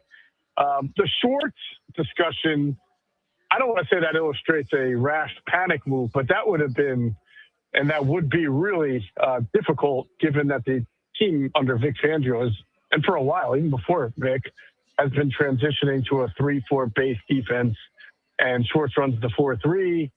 Now, I will say Schwartz's defense over the last 2 years in Cleveland has really evolved. He is not the same kind of guy that we saw here when he was basically a four-man rush, you know, wide nine, cover one, cover three kind of guy. He's played a lot of different zones in Cleveland. He's blitzed a lot more. He's used the sky splits. It's good to see. It's good to see a guy kind of evolve with the times. But I still, at the the crux of his defense is going to be a 4-3 base, and that's not what the Eagles have been doing. Jeff, is this something that you think we still need to keep an eye on the decision? Is this going to be something that goes back and forth, through OTAs and, all that stuff that he could get to training camp and say, you know what, my heart's not in it? Vic doesn't strike me as someone who's going to half-ass anything. Hopefully I can say that. I think he will be invested if he's all in. I think that there should always be concern if a guy has a foot sort of out the door or is thinking about it. They always say as a player, if you're thinking about retiring, you should probably retire. But that's not necessarily players have said that, but that's not true because Brandon Graham is coming out of retirement and done just fine, right? So I think that he'll be fine and invested once he's 100% rock solid, deciding to be the Eagles defensive coordinator, which may have already happened. I'm not worried about sort of his mindset, and that once he gets into the mode, you get the full Vic Fangio. That's what I would expect. Okay. Geoff Mosher, of course, the Inside the Birds podcast, phillyvoice.com. And at Philly Voice, you guys covered the two decisions that the Eagles made last week. One, the offensive coordinator. You wrote home run or strikeout. They took a big swing here with Sean Mannion, and this could be either one. No one knows the answer, but what are the pros and cons of making a move like this? Because if they made this move last year, coming off a Super Bowl, I think people would have been up in arms. Now it's a little bit of a different situation. Yeah, great question. Hold on, let me go bring up my story from last week so I can read. No, I'm just kidding. I did write down several pros and cons to it, and I think that the obvious pros are that his influences in coaching that he's talked about. Matt LaFleur in Green Bay is who he's coached under, the only coach that he's coached under, but he's played for Sean McVay. In fact, I had a story out today right now on Philly Voice that lists all of the coaches that he played and coached under in his career. And obviously the common bond of that is there's a lot of McVay, there's LaFleur, there's Kevin O'Connell in Minnesota, there's Shane Waldron in Seattle, who was from the LaFleur, who was from the McVay tree. So the basic, what you're getting is a guy who is very familiar with the McVay/Shanahan tree, which is where, everybody wants a branch of that. Now, it doesn't mean they're all going to be great, but there has been a lot of success from that tree. And what it does is it modernizes your offense, and you have to think that in some form or fashion, he's going to want to bring these elements to the offense, which is under center play action, timing and rhythm offense, more different offensive concepts, getting out of the huddle quicker, some tempo, things of that nature that have really stalled with the Eagles offense over the last few years. A lot more routes that are just more than hitch routes as well. The downside is there's plenty. There's the obvious ones that he's never called plays. He's only been a coach for 2 years. We don't know exactly what scheme he's going to bring. He's never designed a scheme. So there's a whole lot of inexperience that we talked about that you didn't think that this team could use at this point coming off Kevin Patullo. You felt that the team needed an experienced play caller. And one extra downside that I'll say is, this has been tried before. Kellen Moore was supposed to come here to bring fresher concepts to the passing offense and spruce it up. We all remember that press conference, and Nick Sirianni said his offense had gotten stale. And while they did win the Super Bowl that year, it was not because of some prolific, amazing passing offense. It was mostly on the strength of the run game, obviously, right? And in some ways, the pass offense even regressed. And I don't want to hear about the championship game in the Super Bowl. That's 2 games over a 17-game, 19, 20-game span that they played. The pass offense was not good. So somebody already tried to do this and failed, who's actually pretty good at his job and way more experienced than Mannion is as he takes this job over. Yeah, and I was going to say, that's sort of the other element in here. Josh Grizzard is also here. Now, he was a pass game coordinator who became a offensive coordinator, and yet he doesn't get the job. He goes back to pass game coordinator. Can they marry those two together? And doing so, does that indicate to you that maybe Nick is willing to give up a little bit of this offense? I mean, I would think so. I think that's the whole point. I mean, Grizzard's background is not far from Mannion's as far as his influences. He's actually coached under a bunch of different guys, but more recently, his last 2 years in Miami, he was there under Mike McDaniel, who, as we know, is a branch of the Shanahan tree. And then he went on to Tampa under Liam Cohen, who was a branch of the McVay tree, as I talked about. And then, of course, he became the play caller in Tampa. So he's got play calling experience. He has play design experience. He has pass game coordinator experience. And he has experience with two trees that Sean Mannion has experience from. So there should be some symmetry in how they see offense and passing. Yeah, and but that's one thing, Moshe, that I want to get your opinion on is the fact that they went and got one guy who played for McVay, one guy who played for McVay, Kevin O'Connell, and coached with Matt LaFleur. Then they bring in another guy who's coached with Mike McDaniel and Liam Cohen, and it's like these are way different offensive philosophies than what has been here. That is correct. That's the point, right? I mean, the point is to make this offense work better than it has really for the last 3 years, and not just to make it so that you need Saquon Barkley to have a kind of year that you're just not going to see every year from a running back. I mean, it was a historic year for Saquon Barkley. I can imagine that with some offensive line improvements and some things that Saquon Barkley can have a better year next year than this season. But again, like, you don't want to you got too much talent on this offense and this roster to just have to rely on that to win you games and to score 24 to 28 points a game. And so the whole point is to bring in a radically different offensive viewpoint, because the head coach has already proved that he's not that guy to do that. How does Jalen Hurts then factor into this? I mean, do you wonder the fit with Jalen Hurts? Does Jalen Hurts say, like, hey, I'm a Super Bowl champion, and this guy has no play calling experience at all, and now I'm supposed to listen to this guy? Like, is that something here or not really? Hey, man, my name ain't Kreskin. I cannot tell you what's going to happen in the future. All right, you know that. I can only agree with you that it's not necessarily the greatest fit, but that's only – what I hate to do is put a lid on things or say that a capacity has been reached when I haven't seen it yet. You know, like, of course, it's not the offense that Jalen Hurts has ever really run before. But who says that it means he can't do it? We're about to find out, right, on whether or not, right? We're about to find out whether or not Hurts has been holding them back, or, you know what I mean? Like, if they're going to let these guys run their offense. Go ahead.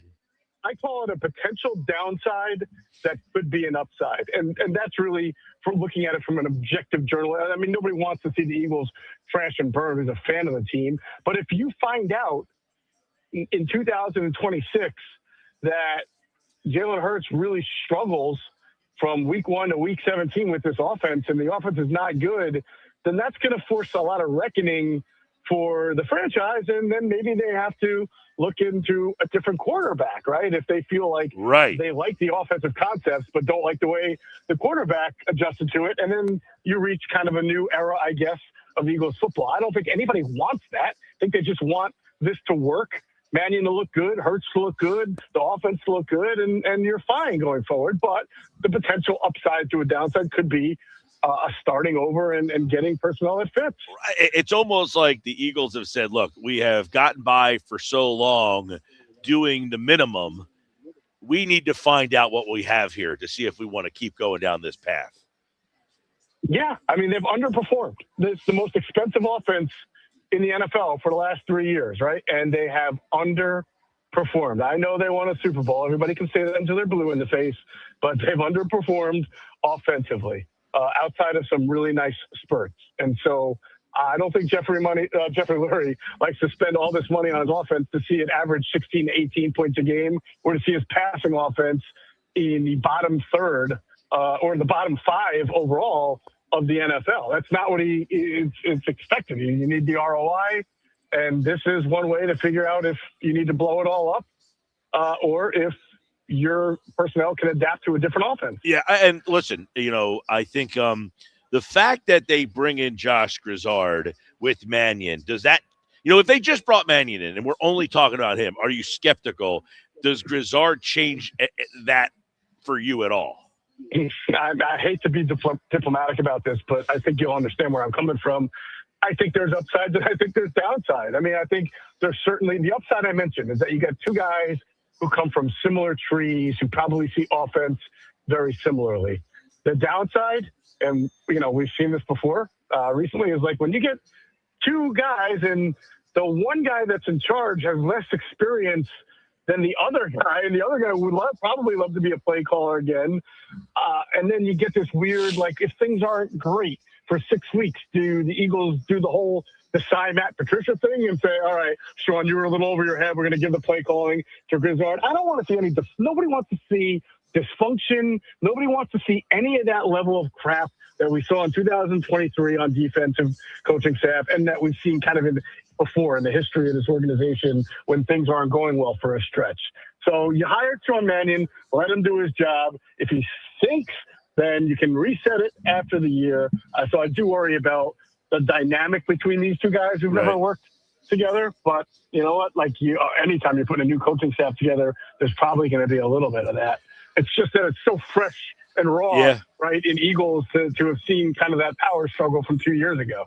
No doubt. And Grizzard, who, by the way, so can you give some insight, Moshe, on the role of the pass game coordinator? Because, he's getting lauded for his role as the pass game coordinator in Tampa under Liam Cohen in 2024, where, hey, he designed all the third down plays and they were 50% on that.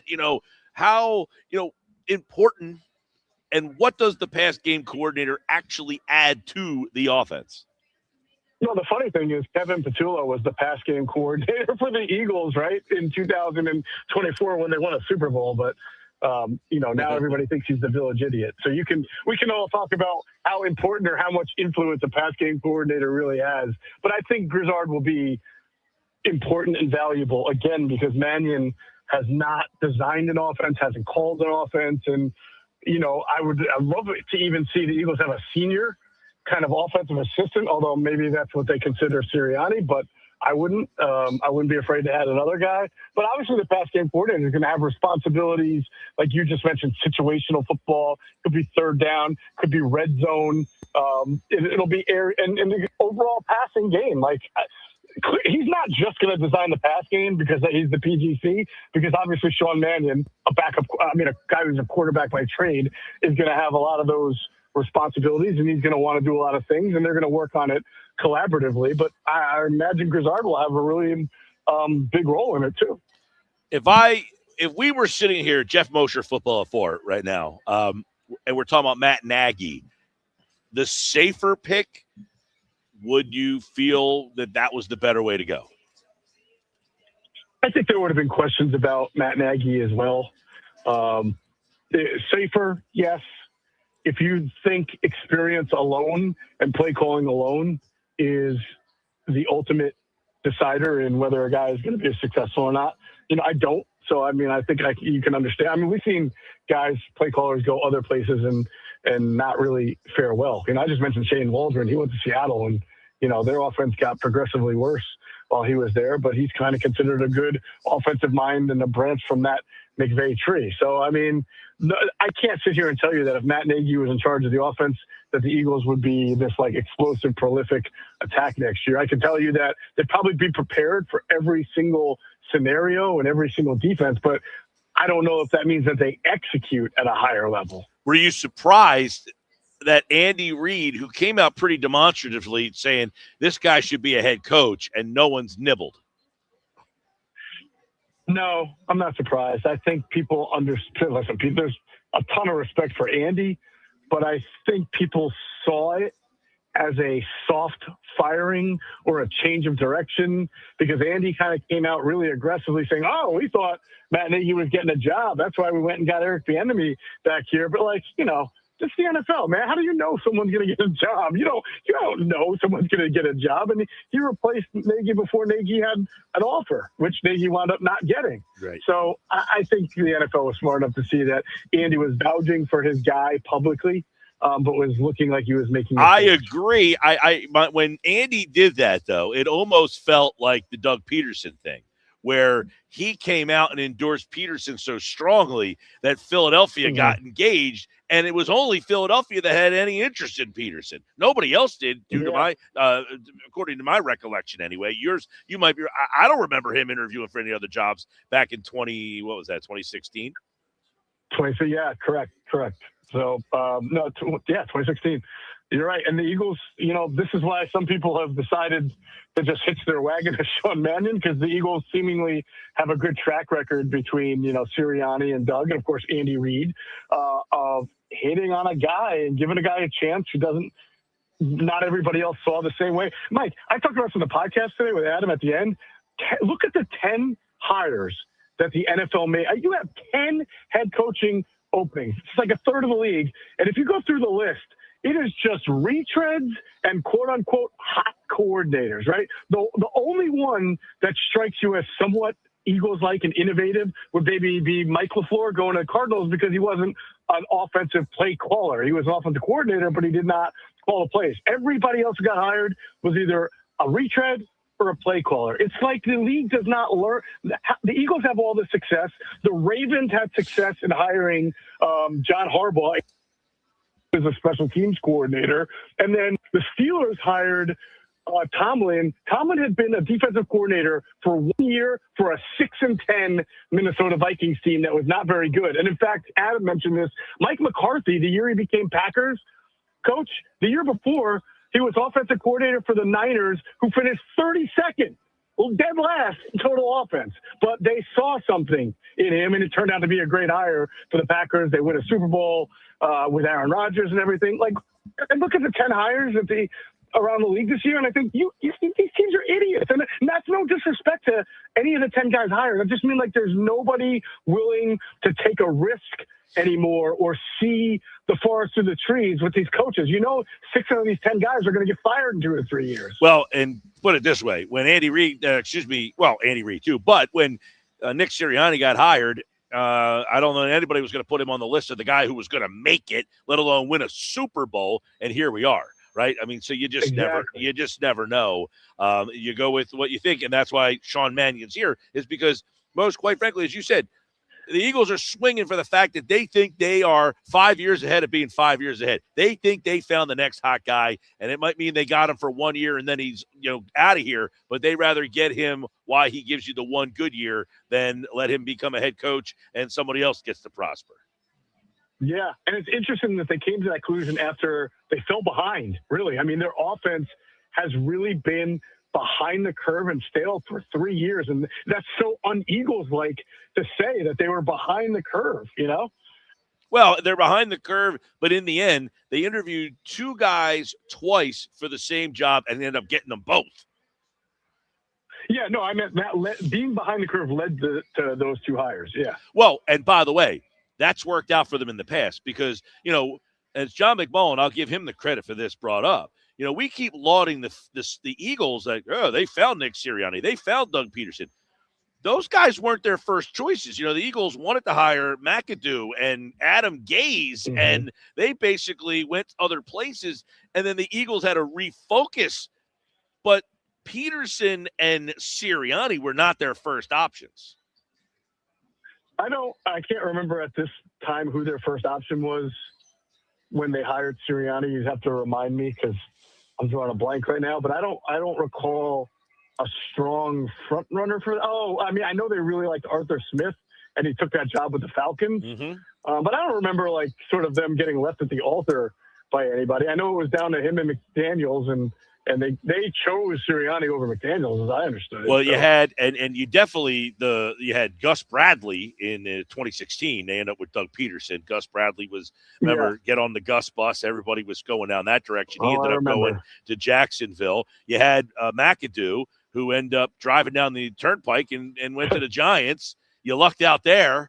So, sometimes if you wait it out, you don't get your first, second guy. The right guy kind of falls into your lap. Maybe it's Sean Mannion. Maybe it's not. Should be an interesting season. Vic Fangio, we'll see what his future looks like. Jimmy Kempski over at Philly Voice with a good scoop this weekend. And Geoff Mosher, of course, from the Inside the Birds podcast and phillyvoice.com for Football at 4. We're going to have an interesting Football at 4 all week long. We will be in San Francisco.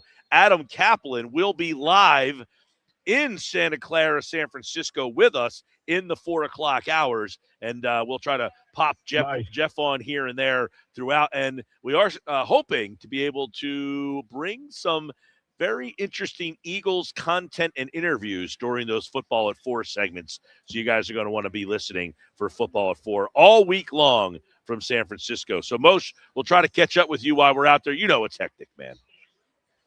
Absolutely. Look forward to it, Mike. Have a great time out there. All right, buddy. We'll talk to you. There's Geoff Mosher, everybody, from the Inside the Birds podcast. Yes, tomorrow Josh will be on for us. We may try to connect if we land in time.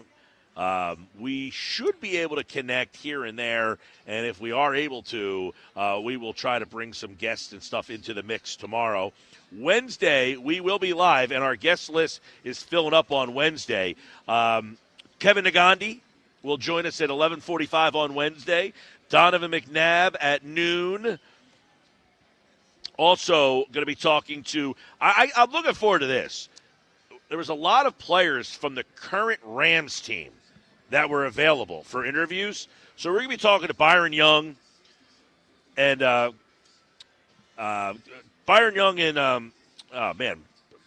Jeez, blanked it for a second here. Who are both a member of the Rams this year. Young, 12 sacks this year, had a great year. I'm going to get their insight on what they saw from the Eagles' offense. You'll hear what they had to say this week. Also, going to be talking with Sean Alexander on Thursday's show. We're going to be talking to Michelle Smallman on Thursday's show. We're going to be talking to Kevin Harlan, the voice of the Super Bowl, on Friday's show. The Sports Bass Live. When we come back, we'll go to the White Horse RV Center text board. Got a lot of texts throughout the show. We'll hit that text board hard coming up next. Super Bowl 60. The Seahawks are going to Super Bowl 60. It's a rematch with the New England Patriots in Super Bowl 60 in Santa Clara. Sunday, February 8th, complete coverage of the big game is on Westwood One. Hi, everybody. I'm Scott Graham. Join Kevin Harlan, Kurt Warner, Laura Oakman, Gene Steratore, Ryan Harris, and me for all the action right here. Listen to Super Bowl 60 exclusively on 97.3 ESPN. Coverage begins at 5 p.m.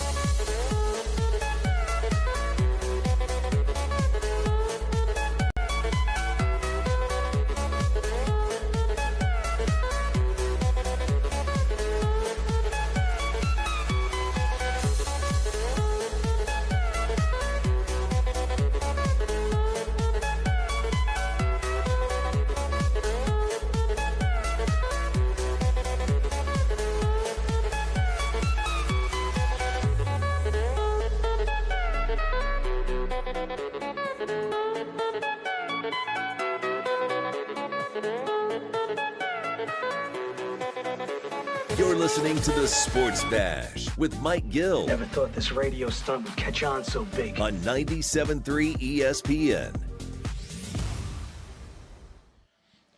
All right, welcome back. Sports Bash Live, 97.3 ESPN. I got it, Josh, the runaround. I got you. Try to slip that past me. You can't get that past me. Runaround Blues Traveler. They're going to be playing here this summer at Ocean Casino Resort in Atlantic City. You're going. I will be going. Uh-huh. Not missing that. I'd go to that over watching the Super Bowl. By the way, I got a pick from the Schweim, Grayson, and Nick, who are at the Golden Gate Bridge. Oh, wow. See the picture? Good for them. No. Check that out. They got they sent the picture. I don't know who's in this group because somebody responded with a number I don't recognize. But there you go. A little Golden Gate Bridge. Oh, that's a great photo. There you go. Now, you saw the news about Harden tonight. Yeah, no James Harden tonight. It looks like Kawhi Leonard's going to play. And the bad news tomorrow is? No Steph Curry tomorrow. No Joel Embiid probably tomorrow. So you get no Embiid, no Curry. It doesn't look like Kuminga's playing tomorrow either, and somebody else. Who else was on that list? It's just Kuminga. But Draymond's in all sorts of trade rumors now for Giannis. 609-403-0973. The White Horse RV text board. White Horse RV in Williamstown in Galloway. Josh, the text board's been hopping earlier in the show. We had a bunch of different topics with the Sixers and the Flyers, some Eagles stuff. Give us some of the highlights of the White Horse RV text board. Yeah, so some of the highlights are we got Shaner, who's usually in EHT, but he's currently in Vermont listening to the show. He says he actually liked my point about the Super Bowl. He says, I want to see the pregame story about Darnold and the whole journal. Vrabel coming in, Titans being irrelevant. He says, I agree on coaching all the way, but go Birds. Shaner, currently in Vermont. Yeah, listen, the matchup to me is obviously not, wow, these are the two highest profile. You got Seattle is the most remote spot you can get. And then you have a Patriots team that won 4 games last year. Yep. Could have had Jarrett Stidham starting in this game. Could have. They're lucky that did happen. Very lucky. Me. We're all lucky. I was actually kind of pulling for the Patriots so I didn't have to see Stidham play in the Super Bowl. You in the NFL offices. Yeah, that was the one reason I was kind of saying, you know what? I don't want to see Jarrett Stidham have to play in a Super Bowl. So can New England please get there? And at least New England can maybe return themselves into a villain. Yeah. I mean, both quarterbacks are banged up. You don't know how they're going to perform. What's his name's not practicing, right? May. Yep, low-scoring game. Darnold's barely throwing a football in practice. Oblique. Yeah. So you wonder how that's going to go down this week. Jeff chimes in on the White Horse RV the text board is 609-403-0973. He says, contrary to your, Mike, he says, I love the direction the Flyers are going in. They just need a superstar and a goalie. They have a young Russian goalie in the pipeline, and yes, Bartone is a guy as well. Mishkov has been a disappointment this year, though, says Jeff.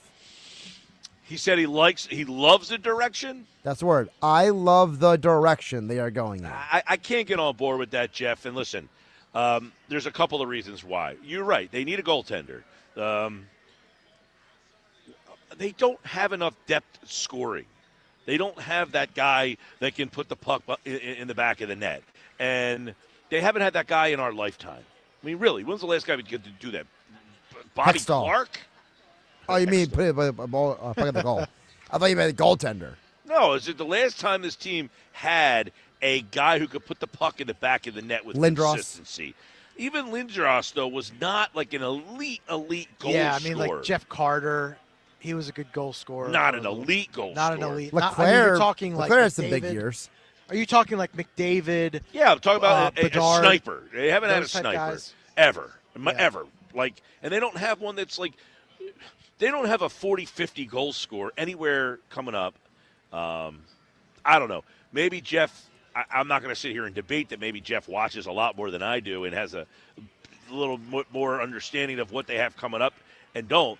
Nothing that I see or hear makes me all that excited. By the way, the last time the Flyers had a player score 50 goals in a season was John LeClaire.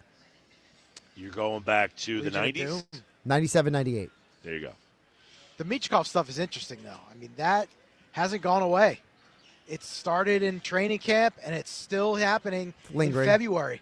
Yeah, now Tocchet says over the weekend that he's not showing up for treatments, right?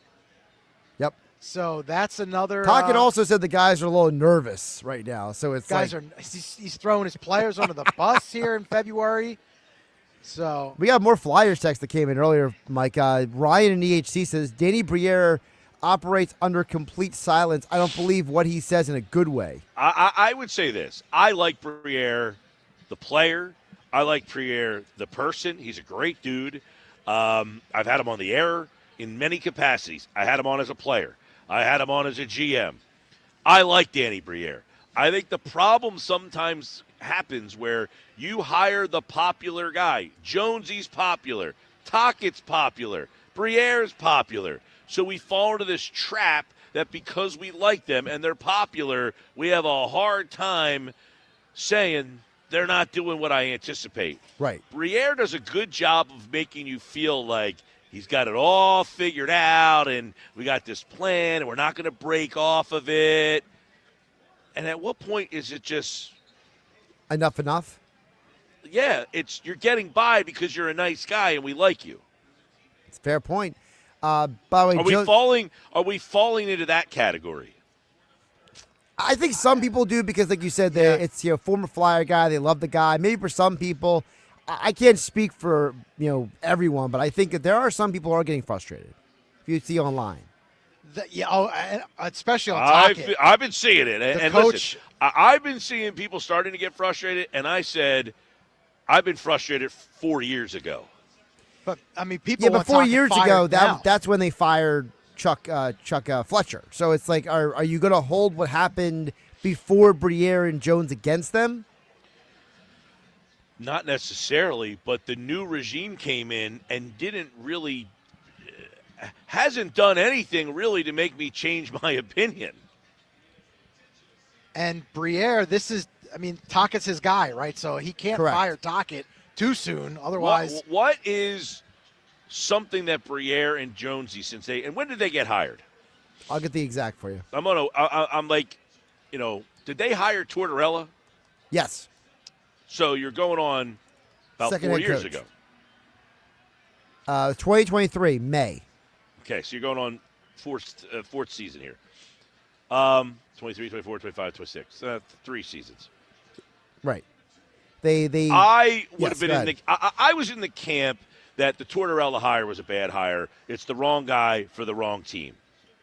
And people liked it because it made them more competitive than they should have been. I was in the camp that they should have been less competitive than they were. Right, they should have hired a young developmental, like the hockey version of Brett Brown.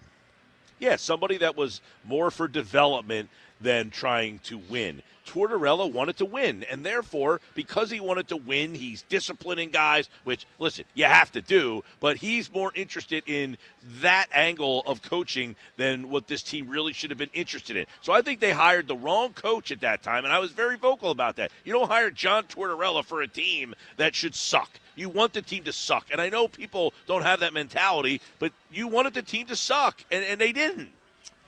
Well, and then they hired Tocchet, who's kind of on the same ilk as Torts. Not really a developmental guy, a guy who can put you over the top. Tocchet's a little more known for the development. Win now. Yeah, but he's a win now type guy as opposed to. He's supposed to be a talked bridge about, guy. Josh. That's when he was brought into Vancouver. He was brought in to be a bridge guy. The problem is that he burned out his relationship with the front office. Well, when Matvei Michkov gets 10 minutes of ice time, how is that developing? I also have been on record that I thought Tocchet was the wrong hire. You were. You were not a fan of that move. No, and it doesn't mean he's a bad coach. I just don't think it's the right. I think it was the right move for this team. For this team, I think it was more. Hey, he's a popular Flyer. It'll get us some good PR because we have nothing else to get us any good PR. They don't have a move like in their back pocket. They don't have a move. Like he says, we're going to be quiet at the deadline. He said, don't expect a lot of noise. Yeah, because you don't have anything anybody wants. You should be at the point where people are saying, we'll take Couturier, we'll take Konechny, we'll take Sanheim, we'll take York. Whoever, York, you probably would at least risk the You line. like York. You like that Cam York. I don't like him, but he's at least a young guy that you would say, hopefully it clicks for him. But Ristolainen, he's another guy you should. But no one's calling for any of these guys. Now, Tippett's another guy that you should probably be wondering what you can get for him. when you talk about Michkov, are you trying to what are we trying to do with him? I guess is the question. We're trying to get more out of him. That's another thing. I've said before, you've been bad. You're going to be a non-playoff team for the 6th straight season. What do you have to show for that? 10 minutes of ice time for Michkov. And people would say Michkov, and I would say, okay, fine. We're excited about Michkov. You're excited about this version of Michkov right here? Of course not. 6 years of no playoffs. Listen, I get it. The Sixers never won a championship, never got out of the second round. But they gave you multiple seasons that you got invested in by making the playoffs, and you got invested in it because they ended up getting Ben Simmons. I get it. He didn't work out. But for 3 years, he gave you a lot of good times. Embiid, you still have Embiid.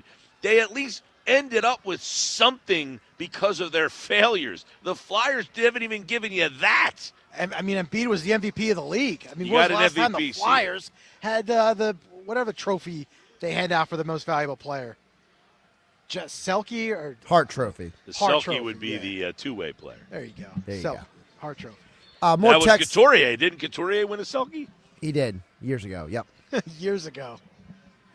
Now he hasn't scored a goal in, All right, in about 2 months. Let's go back to the White Horse RV. Yeah, we got more text board. What else texts we to got? squeeze in here. White Horse RV text board 609-403-0970. Paul from Northfield chimes in. He says, Mike, I'm a huge Flyers fan since I was a kid. I've talked with Flyers hockey with Josh over the years. You're making a great point about likable people. Yes, as a Flyers fan, I am frustrated. They have brought this team down to level as far down as they need to be. So they have not brought this team down as far as they need to be, says Paul in Northfield. Paul, I'm glad you said that because, listen, people, I feel that the hockey Flyer fan doesn't want to emulate what the Sixers did. But unless you hit rock bottom, you're not getting out of this mess. Can't take shortcuts? I'll give them some credit. They haven't tried to take the shortcut by doing and Briere said it the other day. He said, we're not going to get a rental, and they shouldn't be trying to get a rental. What they should be doing is trying to rip the team down. They got to get rid of Couturier and Konechny and Sanheim and the guys I just mentioned. You have no need for them on this team. This team's season is over. They are not making the playoffs. That's a shame because they had a great start to the year. Yeah, they were fun for a little while. They ran out of gas. They ran out of gas, then the rest of the league came in and punched them in the face, and they didn't know what to do. All right, we'll get back to the White Horse RV text board on the other side. We got a whole more text messages still coming in. 609-403-0973. Bobby Marks at 5 o'clock tonight. We're going to try to do a little Knicks Nuggets at 5:30 tonight. Those guys are out in San Francisco. I think boots are on the ground. Are they at Radio Row yet? We'll find out at 5:30 tonight. Bobby Marks, more text messages coming up. It's the Sports Bash with Mike Gill. Do I have everybody's attention now? On 97.3 ESPN and the 97.3 ESPN free mobile app.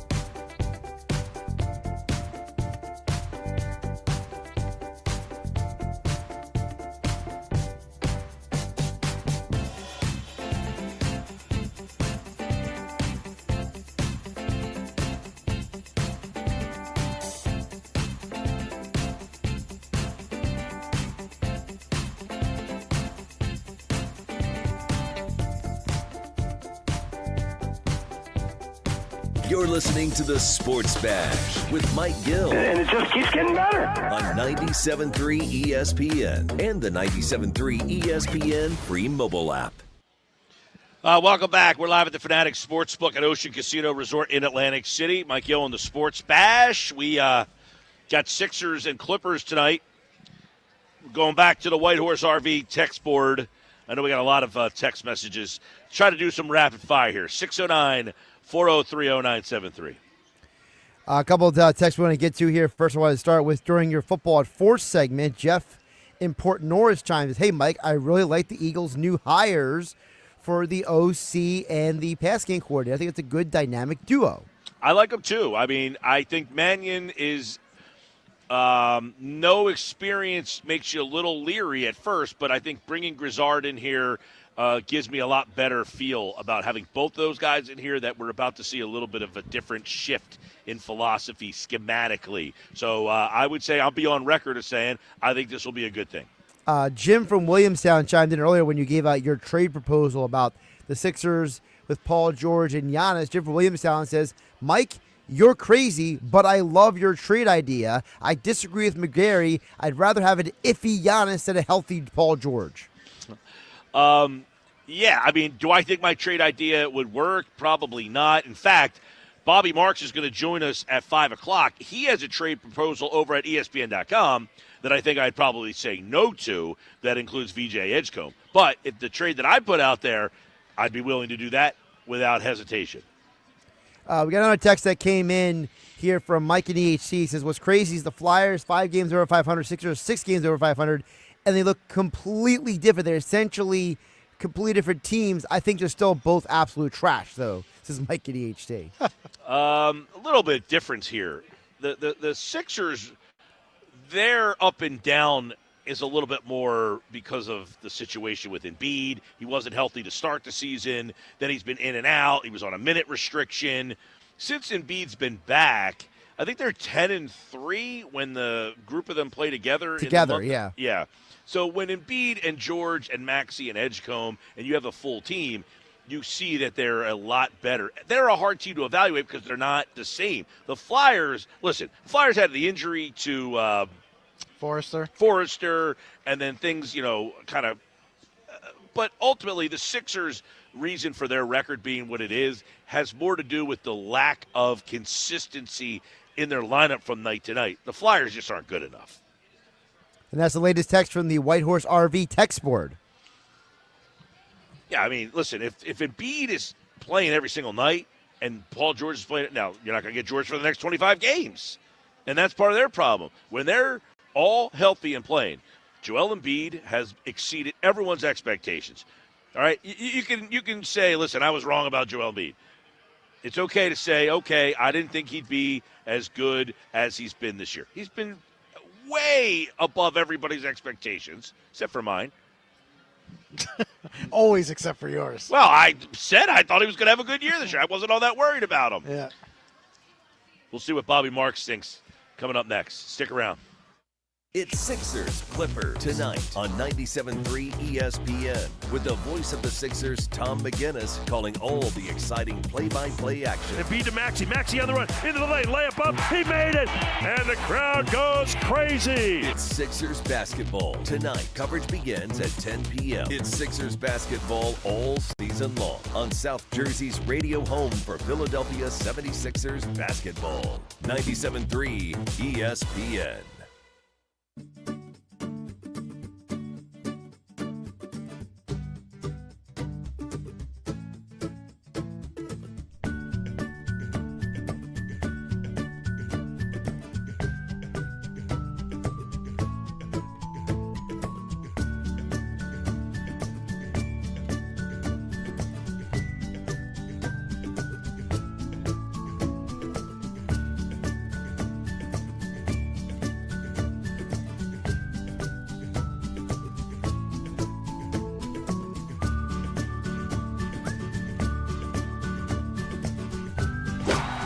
football season will be here soon.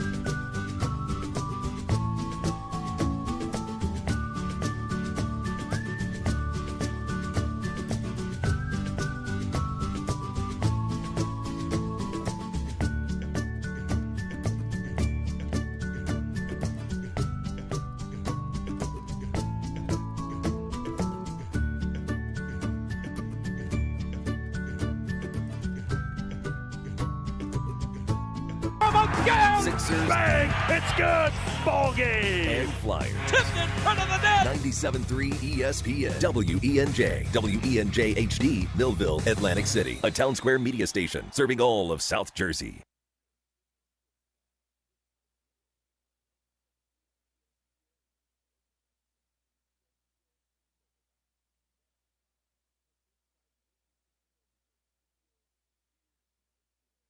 The 76ers were $7.1 million over the luxury tax. Because he is suspended, they get a 50% tax variance credit, we call, of the amount that's suspended. So it's basically 5.9 million.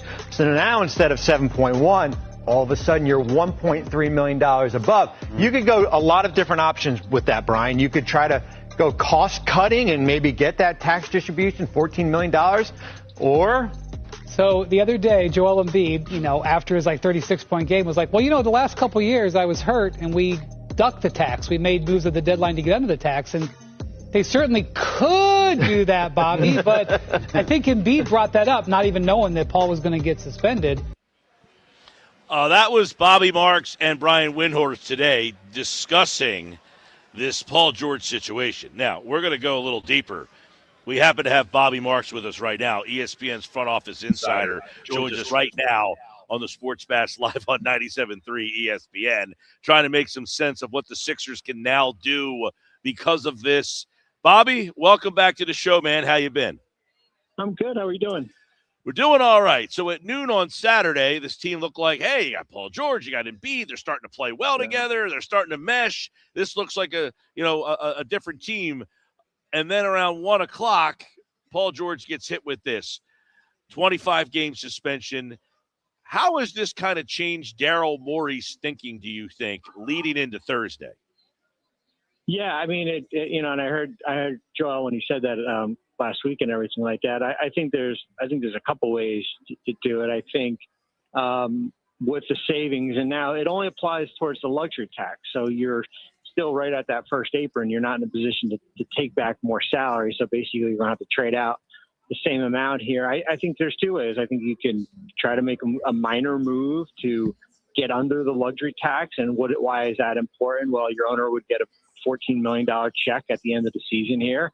Now you're $1.23 million, or if you want to try to, take that potential savings and flexibility that you have, I think you could, try to, go out in the marketplace and see what's out there. I do think, certainly with how some of your two-ways have played and that they're close to, coming up on their games allowed on the active roster, I do think some of those roster spots couldn't be earmarked to Barlow or Walker here. So, yeah, I mean, I think it gives them a little bit more flexibility as far as something that's, you never want something to happen to one of your better players here at the cost of finances here, but it does open up an avenue that they probably didn't have, Saturday morning.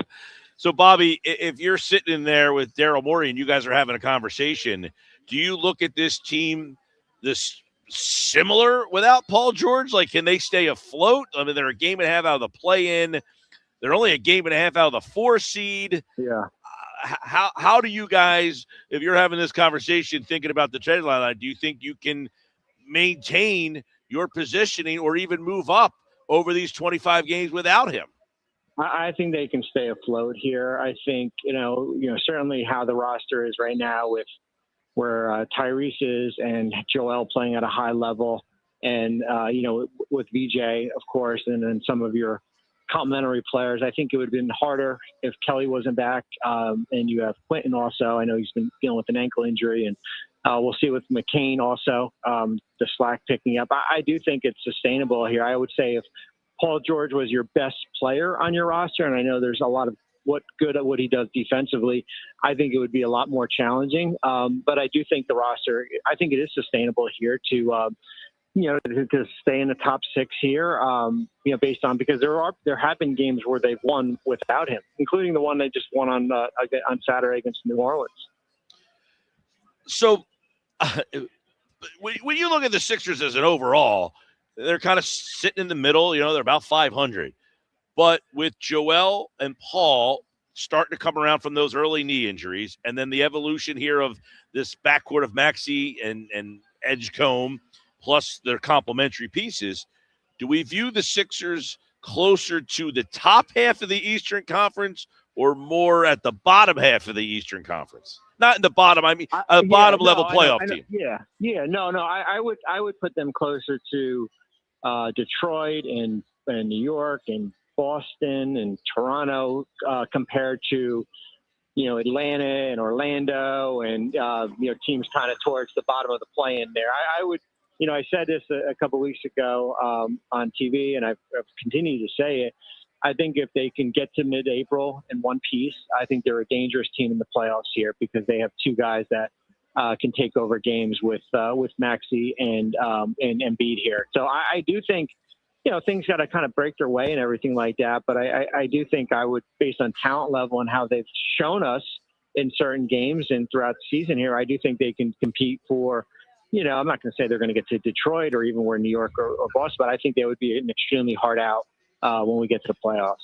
Bobby, what are people saying about Joel Embiid after, we're entering February now, where he is he still arrow pointing up? Are people surprised at what they've got from Embiid? What is the buzz about Embiid's season so far? I would say it's arrow pointing up. I would say it feels like he's getting stronger, and it feels like he's getting better each game. His minutes are we're no longer worried about him playing 25 to 30 minutes, and he's, playing 37, 38 minutes. And the feeling is that, we always waited to the next day. How did he feel? Is he going to be on the injured report? I do think you still have to monitor as far as, certainly on back-to-backs and everything like that. But I mean, it's been as good as, the year he won the MVP. I mean, he's been dominant. I mean, there's no ifs, ands, and about that and everything like that. So he's been really good. I'm actually out here in LA, so I'll see them tonight against the Clippers and everything. But I think you have to be happy. I think you have to be happy as far as, because we all, a year ago, we didn't know if this guy would ever play or if he would ever play at this high level. Yeah, and obviously 40 points, 11 rebounds the other night. Those are games where Embiid, really stands out. The rebounding, he's never been a great rebounder. I mean, that's one problem. And if this team can find someone to kind of help out in that role, that's something they need to do. Does this Paul George thing then kind of push in motion the ability to go out and get somebody as opposed to possibly ducking the tax? Yeah, I think if there's a way for you to go out and get a player, I think when you're in a position where, I think this is different than last year where we knew they were going to the lottery and they made moves to get under the luxury tax. There's nothing wrong with that. I think that's kind of just the business of basketball here. But I do think if there's a move out there and it's, you're not going to get that distribution back, but it can help you right now and it's not going to be consequential in the future. I do think that's something that, they should look at and try to do. Bobby Marks, ESPN front office insider here on the Sports Bash Live, 97.3 ESPN. This puts them into a very interesting situation over at ESPN.com. You guys have been talking about Giannis and teams that are possibly involved there. When it came out last week, it was kind of in passing like, hey, he might want to be interested in playing with Maxey. Is that a realistic thing? And should Philadelphia be calling to see how interested Milwaukee would be? Well, I mean, I think it depends on how much you value VJ Edgecombe. I think that's the biggest thing. Listen, if you wanted to include VJ Edgecombe in a deal, and you would certainly have to make the money work with the salary going out, I think that would certainly perk the years of that Bucks front office here. And certainly you have draft hooks to add there. I mean, I think that's the type of player that Milwaukee's looking for, kind of that blue chip prospect that they don't have. That I don't want to equate him to Shai Gilgeous-Alexander 6 years ago, but something that Oklahoma City was able to get and the Thunder were able to build around here. I think that would be the only way that a Giannis trade would ever happen. If it was Philadelphia here, it would have to be, and then on Milwaukee's perspective, it's like, well, do we want to take, Paul George's money left, who's got $11 million left in the next 2 years here. So that's what you would be faced with. That's what the front office would have to decide on. How appealing would that package be next to the other teams that would have interest? I would think Philadelphia has something that the other teams don't have, and it's VJ Edgecombe. So I think that basically would probably top, whether it be unprotected first from Golden State or, some other things from, win now type players with Minnesota and New York and what Miami has to offer. I would think even if you did have to absorb that big contract and you were taking on you were getting back some draft picks, I think that would certainly be worth it for Milwaukee. How leery would teams be of taking Giannis right now with this calf situation? Yeah. No, I mean, listen, there's been two calf situations in the last, 2 months here. He is 31 years old. There's a lot of miles on him, like most stars who are in their 30s, and you have to pay him. Are you willing to, pay him, $70 million per year for the next 3 or 4 years? That's the big question that, certainly you would have to take. You can make the argument saying, well, wait a minute, we're swapping out Giannis for a guy like Paul George, and I know it's your young player here, but it's probably 2 more years. So those are the hard questions that a front office would have to ask. Now, if you, Bobby Marks, were running the Sixers, would you pull the trigger on that deal, VJ Edgecombe included? Oh, my goodness gracious. You wrote the article. Would you do your own trade? I'm the one who picked the trade, and I picked the trade as the winner, too. But I did it from Milwaukee's perspective. I probably would. I probably would. You would make the deal. You would send Edgecombe to Milwaukee with Paul George and the 2 picks. I would probably do it. Wow. I would probably do it. Now, I guess the It's next a risk. Every trade is a risk. Yeah. Some are more heightened than others, but I would have to listen. I think you'd have to, I think the people in that front office know BJ a lot better than probably me right now. But right. I think if there's star ability there with BJ, it makes it a lot harder. And I think there's been a lot to like. But I think if you figure with Embiid on your roster for the next 3 years, if you think this is a window to win a championship and you're in an Eastern Conference that is to be had, I think that's something that you have to talk about. How would you think that Embiid and Giannis would coexist together? Yeah, I mean, from a spacing standpoint, I think that's something that you'd have to work on, right? I mean, I think that's the biggest thing as far as as far as the paint being clogged a little bit more and everything like that. But I think you would have. You mentioned Embiid as far as an average rebounder here. I think certainly with if you did have Giannis, I think that helps in a long way. I think it certainly gets you more athletic with him. Listen, when he's healthy, he's on the court. He's a top 3, top 4 player. I mean, he makes an impact. We could see that why in Milwaukee right now why they're struggling. All right, Bobby Marks, he would do that trade, it sounds like. Although if I ask you tomorrow, you might change your mind. I don't know. Let me sleep on it. The Sixers are in L.A. tonight, taking on the Clippers. No James Harden for them. Now, tomorrow, the Sixers are in San Francisco, and no Curry, no Kuminga, no Embiid, most likely. So I'll be at that game. That game's losing some luster for me when I go out there. But we'll see what the Sixers look like on this West Coast trip, because these 2 games here will be the last ones before the deadline. Do they matter to Morey at all? Well, I mean, listen, I think he's made a trade at every deadline since he's taken over in Philadelphia here. So he is one of the more active GMs. How you do the next 2 games probably shouldn't dictate as far as, you making a trade. I think you basically kind of have a 45, 50 game body of work to be able to do something there. All right. We'll see what ends up happening here. Now, is there a guy that's a little under the radar that might be available that you think would be a good fit for them? Ooh, that's a good question. I mean, everyone – listen, I mean, under the radar, I mean, those are guys who are making, $5 or $6 million here. I mean, under the radar, it's like a guy that just got traded to Cleveland and Keon Ellis here. That's, I think you would love to get a little more depth, with Paul out on your wing. At the wing position, I think you're fine at at center, maybe a little bit more front court help here. But yeah, those are it's the hard part is that you look at a lot of the teams that could be sellers, whether it had been Charlotte and they had been playing pretty good basketball, and in Brooklyn, like a guy like Ron Sharp who's in Brooklyn here, does it make sense swapping him for like Andre Drummond, and then you have Sharp in their contract for next year, who's been, when he plays in Brooklyn, there's been pretty good minutes there, and that's a big for you and everything. So. Yeah, I mean, I think those are kind of the trimming around the margins. How does Gershon Yabusele make sense to you? Yeah. Getting him back here, he's been out of the rotation in New York. If you have to add something with Drummond's contract. All right, well, we'll keep an eye on that and everything with the Sixers. We'll see if Giannis ends up getting traded. The trade deadline Thursday. Bobby Marks and the ESPN team will be all over it. Bobby, appreciate it, man. Appreciate it. Thank you. All right, Bobby Marks from ESPN, the front office insider. Now, he said he would make that trade, Edgecombe.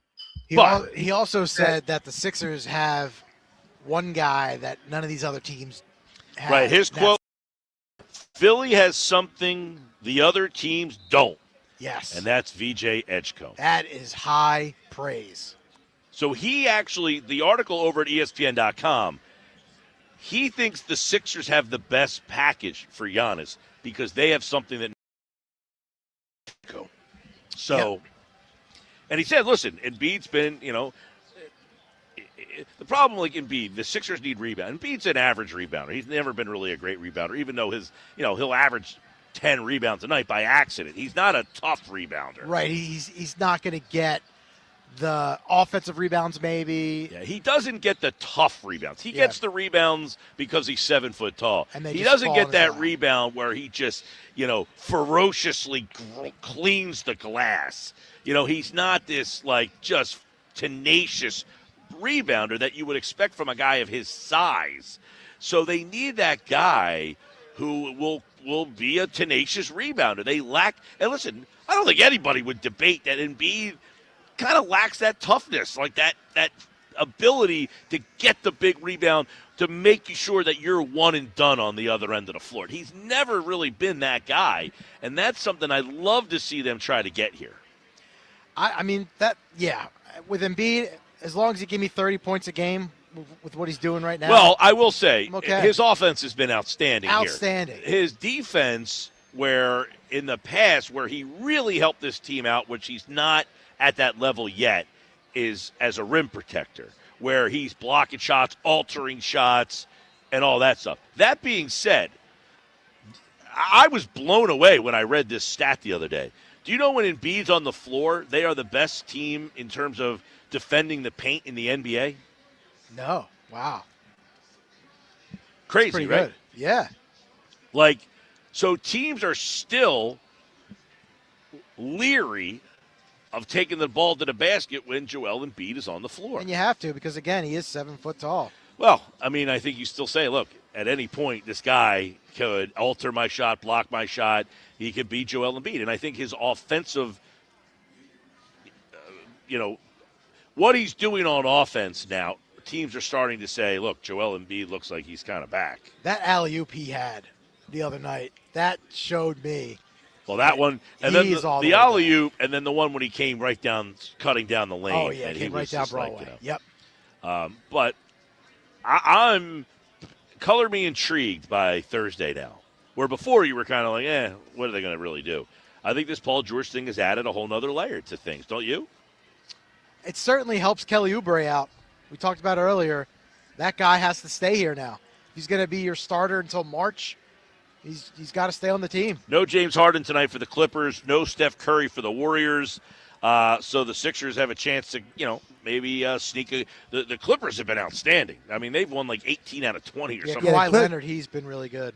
By the way, did you guys see the conspiracy theory that people kept Kawhi out of the All-Star game because of the quote-unquote scandal from the offseason? I did see that, yep. Yeah. Hey, if Bill Belichick's not a first-ballot Hall of Famer, I'll believe anything. There you go. And I don't want to see Embiid. Some people are complaining that Embiid didn't make the All-Star game. I don't need to see. I need Embiid to stay home and rest. Yeah. Yeah, I don't Take need a to see week off. Embiid play in the All-Star game. Thanks. Yeah. No one needs that. 609-403-0973. 609-403-0973. Don't forget, text us on the White Horse RV Center text board throughout the show. Hey, if you checked out the most beloved Indian restaurant in South Jersey, the Nizam's Indian Restaurant on Route 40 in Egg Harbor Township is amazing and ready to serve you delicious Indian dishes. NJ.com ranked them the number 2 best restaurant in all of New Jersey. The Nizam's, they believe that dining is more than great food. It is excellent service. They're open 7 days a week from 11:30 to 9:30. You should check them out for a special lunch buffet on Sundays from 11:30 to 3. Visit thenizams.com for more information. I drove by there Saturday, my way home from buying a car. That's a great weekend for you, man. Yeah, buying a car. Let me tell you, I think I'd rather go to the dentist. Really? Is it still as tedious and process? It's like, and listen, I actually had a good car buying experience. Like, it's good people, good, the whole situation. It's just so long. Right. Is it still? I had to sign like 25 papers. I said, you can't put all the information on one page and just let me sign once. Yep. I felt like the Seinfeld episode where Jerry got a cramp in his hand because he kept having to autograph all the pictures. The super terrific happy hour? Yeah. Yeah. That's the Carl Farman. Yeah. The when they had the guys sleeping in the drawers. Yeah.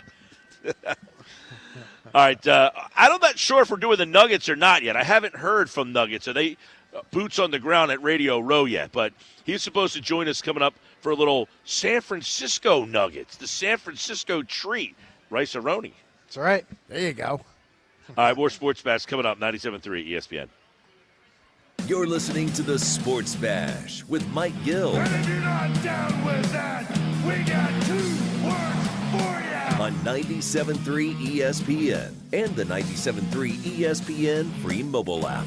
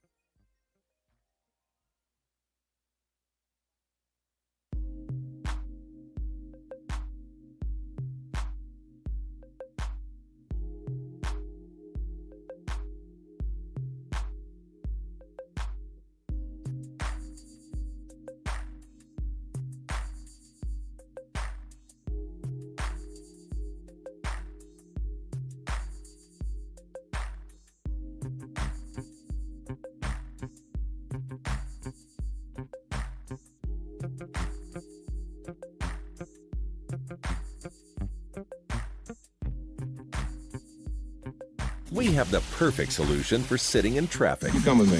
The Sports Bash with Mike Gill on 97.3 ESPN and the 97.3 ESPN free mobile app.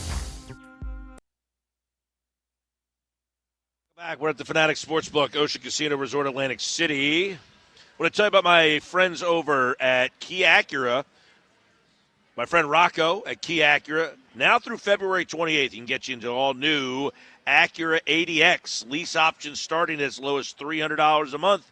For qualified buyers, get to Key Acura Tilton Road, Egg Harbor Township. Online, Key Acura of AtlanticCity.com. Key Acura, the small but friendly dealer. Good time to do something like that, you know. We've got a whole heck of a lot happening here.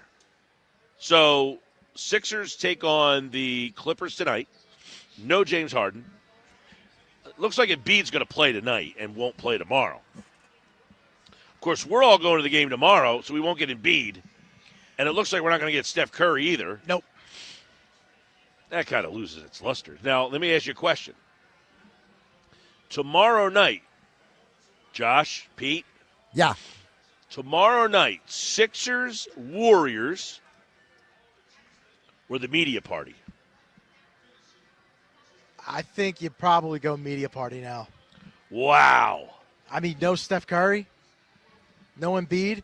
You're going to watch Draymond Green against Tyrese Maxey, I guess. Josh? Listen, I would have gone to the media party no matter what. Over the Sixer game? Yes. Wow. See, you guys take for granted the fact that you guys get to go out and do things. I'm always here in the studio. I want to go out and meet some people. I mean, reactions is everything. I'm not interested in meeting people as much. I'm there. I like to go to the arena. You know me. I don't care who's playing. You'll go and watch the JV squad. Yeah, I have no problem that. I mean, look, do I want to see Steph Curry in person? Sure. And Embiid, 100%. Now you get to see Brandon Podzinski. But it's not going to deter me to not go because they're not playing. You know what I mean? Now, the media party, it is a good time, but I don't know. Last year, that's a lot of suits. That place last year was endless. Yeah. Just kept on going. Like an endless line of just bodies? No, it was just room after room after room after room after room. I mean, it was just you mean endless like the building? It was like a clown car. It just kept goodness. going. It was just like, it got a little monotonous towards the, whatever. But it's a lot of people there, no question. So that's the choice tomorrow. Sixers game with no Embiid, now no Steph Curry, or do you just say, you know what, go to the media party? Actually, you know what? The ticket prices probably have come down since they made that announcement that Curry's out, right? I have no idea. Does that – I mean, they were like $57 before. All right, let's go to the White Horse RV text board. What do we got? Yeah, we got Tim in Summers Point chiming in. It says, Timmy! He says, Mike, I wouldn't be excited about putting VJ Edgecombe in any package because the law of Philly sports dictates that if we get Giannis, either him or Embiid will go down. It's just the way the cookie crumbles with Philly sports, unfortunately, says Tim in Summers Point. I don't disagree with Tim. I'm probably not ready to say I would make that trade with Edgecombe in it. If you told me Edgecombe was in it, I have to consider Giannis's health being a little bit too concerning to give up Edgecombe. Listen, last year was the worst season in the history of the franchise. And the reward for that was you ended up with VJ Edgecombe. He is worth the worst season in history. And then to give up on him that quickly, I don't think I can get there. Also in the RV, White Horse RV text board at 609-403-0973, Monday Marcus chimes in. Hey, guys, I was okay with the Eagles hiring their OC, and then I heard about the fact that Fangio is hesitant about returning. Now you're leaving the possibility for a new DC and a new OC. This team feels like they still can't get out of their way, says Monday Marcus. Listen, the The Fangio thing is concerning because this is one of those things. It's like you now know the end is coming. If it's not this year, it's probably after next year, right? And then you let Christian Parker go if he was the heir apparent. Which maybe he wasn't because they let him go. Yeah, but maybe the problem was they couldn't do anything to prevent it. Right, they couldn't block him because it was a straight promotion. But they couldn't say to him, "Hey, you're the guy in waiting. Give us a year. Give Vic a year." Maybe they could, but maybe he's saying, no, I can be a coordinator right now. What if Vic decides he wants to stay another year after that? I mean, it's certainly possible they could have done the Davis Webb thing where the Broncos fired Joe Lombardi to almost backdoor Davis Webb into a new slot. Right. Well, the only thing would be if they believed in Christian Parker as the next guy, and this was, who knows when this murmur happened. Right. But if Fangio was starting to give them signs. To waffle, yeah. Maybe they would have said to Vic, hey, listen, if you're going to do it now because we like Christian. Which could be why the offensive coordinator search took forever because they were dealing with Vic Fangio. Could have been. But the fact that they made calls on other guys, I think fishy, right? I thought that was interesting. Yeah, and especially the two names that made calls on specifically. The Gannon one makes sense. I know a lot of people don't like John Gannon, but the Gannon one makes sense because he has the same scheme. Plug and play. Jim Schwartz does not run a Fangio style of defense. He does it, but Mosher brought up a great point earlier in the show, which is Schwartz is not running the same defense he ran in Philadelphia anymore. So if Schwartz is willing to, evolve, like the 49ers tried calling Jim Schwartz at one point. So Schwartz is a great defensive coordinator. Listen, I people didn't like Schwartz when he was here either. I thought Schwartz did a great job. That being said, he, yes, he's changed, but it's still not the same Vic Fangio style of defense. And you have a lot of players here who have excelled in that style of defense, so maybe Gannon would have made more sense. And if you're Howie Roseman, how are you handling the offseason? You're not taking advice from Vic Fangio anymore, right?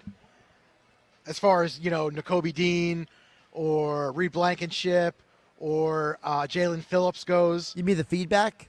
Yeah, I mean, you're not going to let Vic Fangio dictate who you bring in and who you draft. Well, maybe you still let him because he's that smart.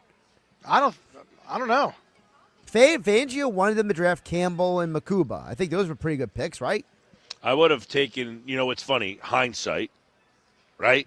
Yep. The Eagles took Jahad Campbell. What if they would have taken the safety from the Seahawks? Emin Wari? Yeah. There was a lot of people say that he would have fit Fangio's scheme, though. That's my point safety. Exactly. Fangio's scheme, are you caring about what his scheme is if he's 1 foot out the door?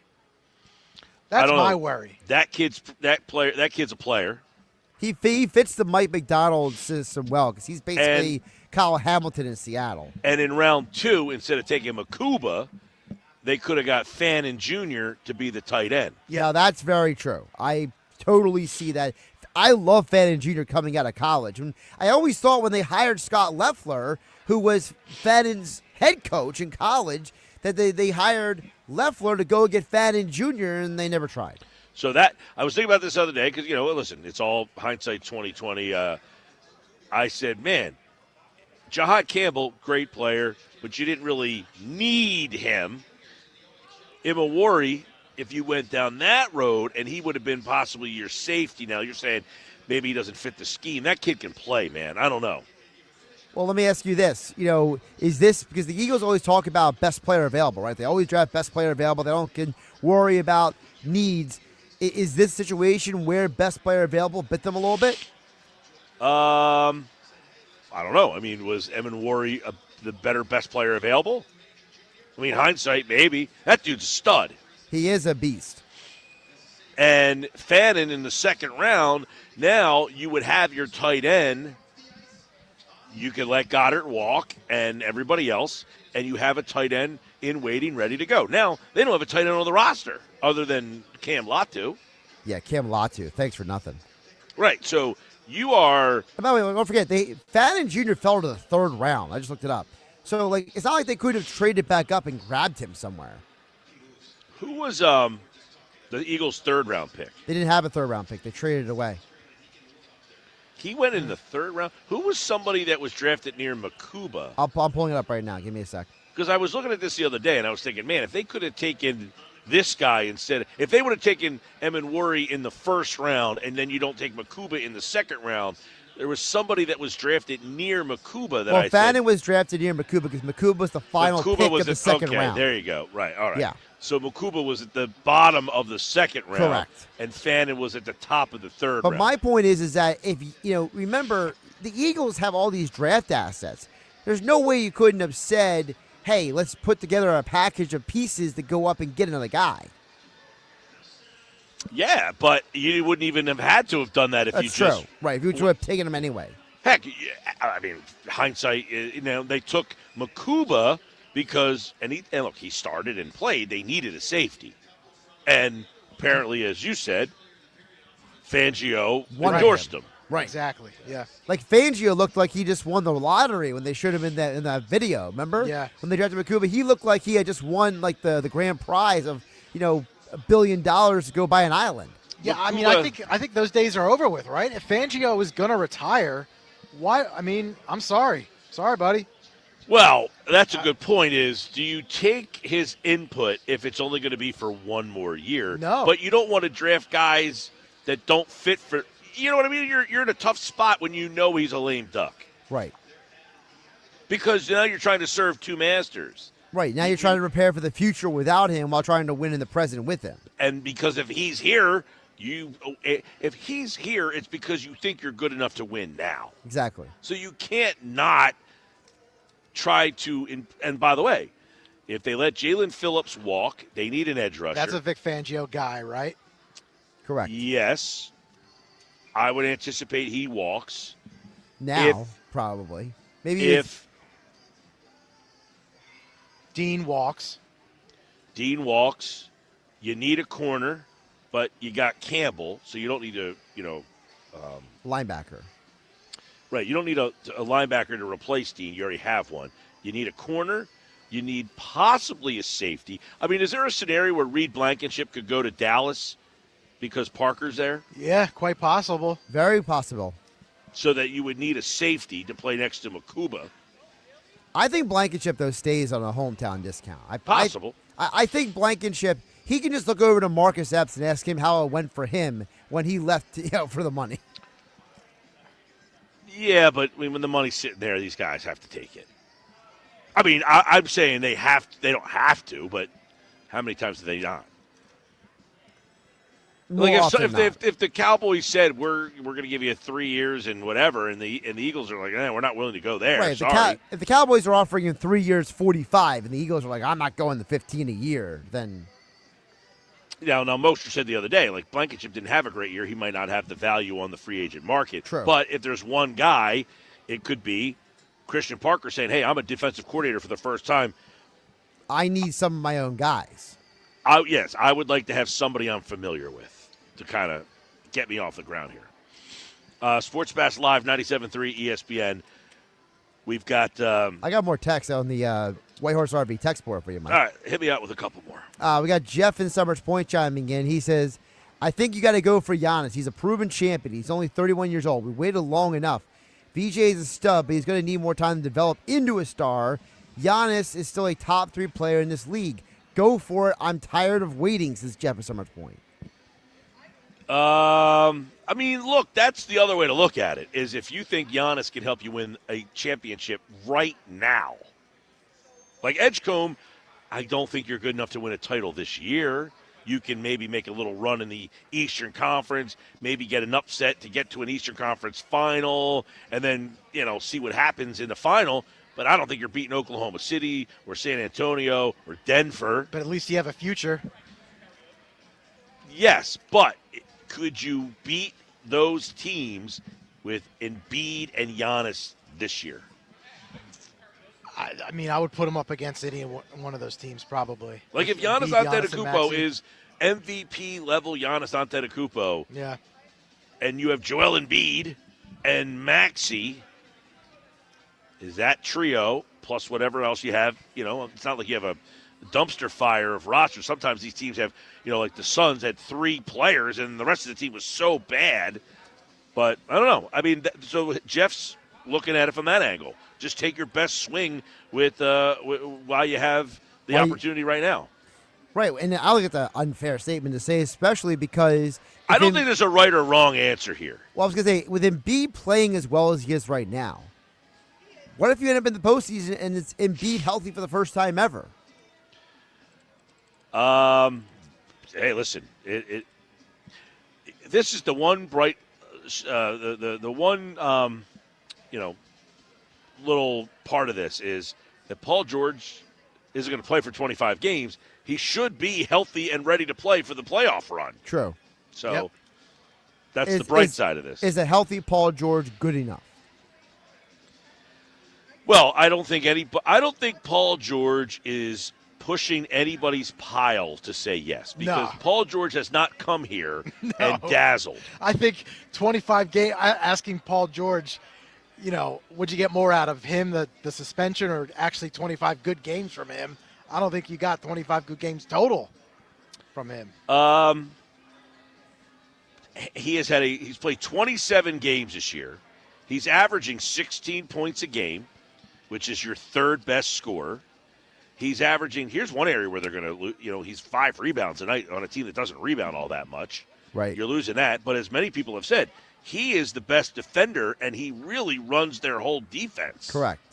And they're losing that aspect for him. I will say, listen, I know Paul George, he signed that monster contract, so you're expecting a monster player. But to lose a guy 16 points who can shoot the three and defend at the level that he does, you're losing he's shooting 38% from three. You're losing a pretty good player for your fourth best player. Yeah.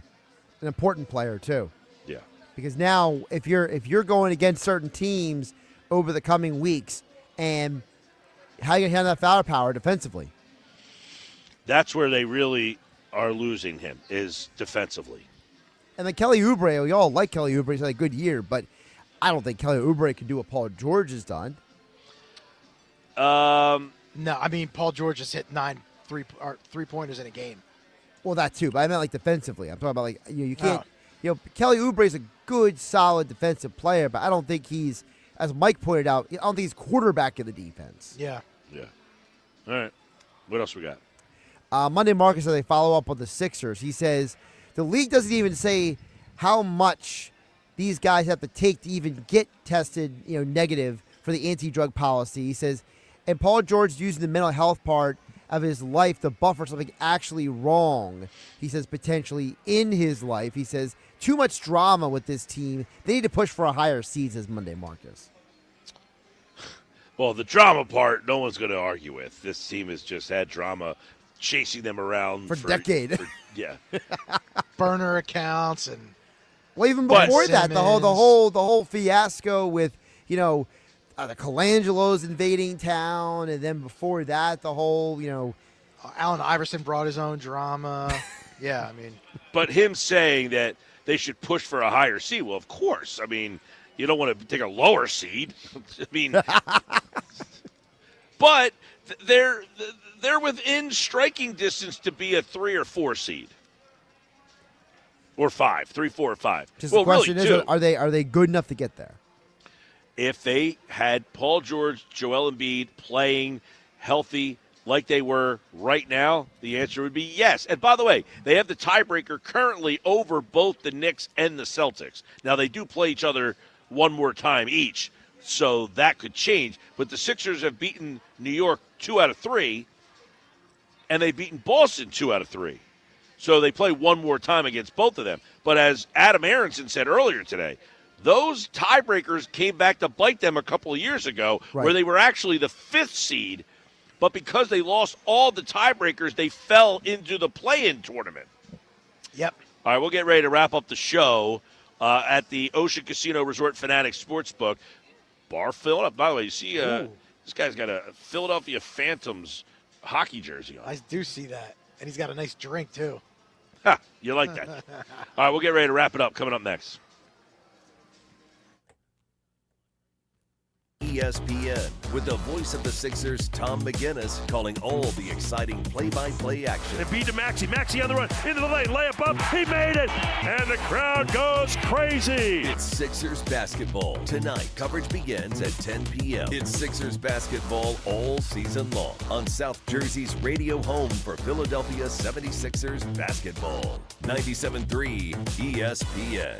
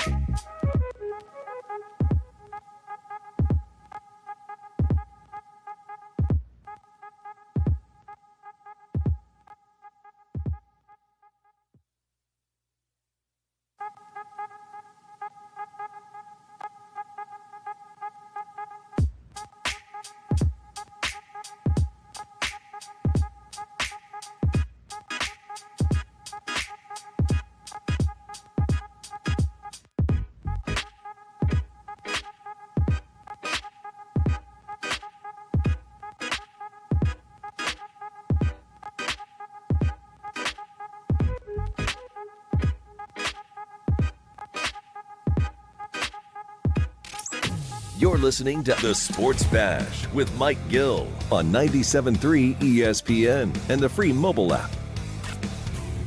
All right, we're getting ready to get out of here. Fanatic Sportsbook, always a good time here. Don't forget, you got the Super Bowl right here at Fanatic Sportsbook this Sunday. And, of course, you can watch it here and listen to the game on 97.3 ESPN.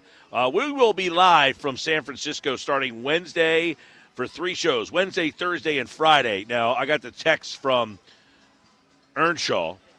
He sent me a picture of the spot there, PG. Setup looks good. Ready to go. So those guys are out there ready to go. Tomorrow, we might have a little something tomorrow. My flight lands around noonish or something. What time's that flight land?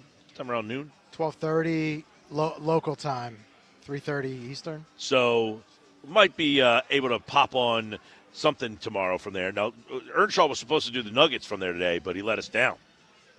Couldn't get there in time. That's a demerit. Yep. Sixers tonight taking on the Clippers. No James Harden. By the way, no Paul George. So George doesn't play at his former arena against his former team, and James Harden doesn't get to face his former team either. So the Sixers, who, by the way, taking on the Clippers, who have been playing really, really well. I mean, they were awful early in the year, and they have come flying back into this thing. They've won like 18 out of 20 or something like that to get themselves back into contention. Then tomorrow, you got Flyers, Caps at 7, Sixers, Warriors at 10. Double dip. We'll have both games for you on 97.3 ESPN. Wednesday night, no action.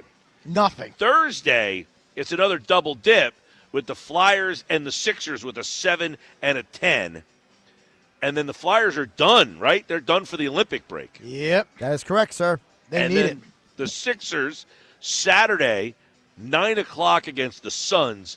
Monday, 10 o'clock against the Blazers. They got a brutal West Coast trip here before they come back. I think they play the Knicks back at home before the All-Star break. So, interesting time for the winter teams. The Phillies, 9 days away before pitchers and catchers report to Clearwater, and we will be all over the Phils as they look to try to finally break through with this bunch. We'll see. They're running it back. All right, that's our show for today, everybody. The best of the Sports Bash is coming up next. We will talk to you Wednesday from San Francisco. Josh has you tomorrow, everyone.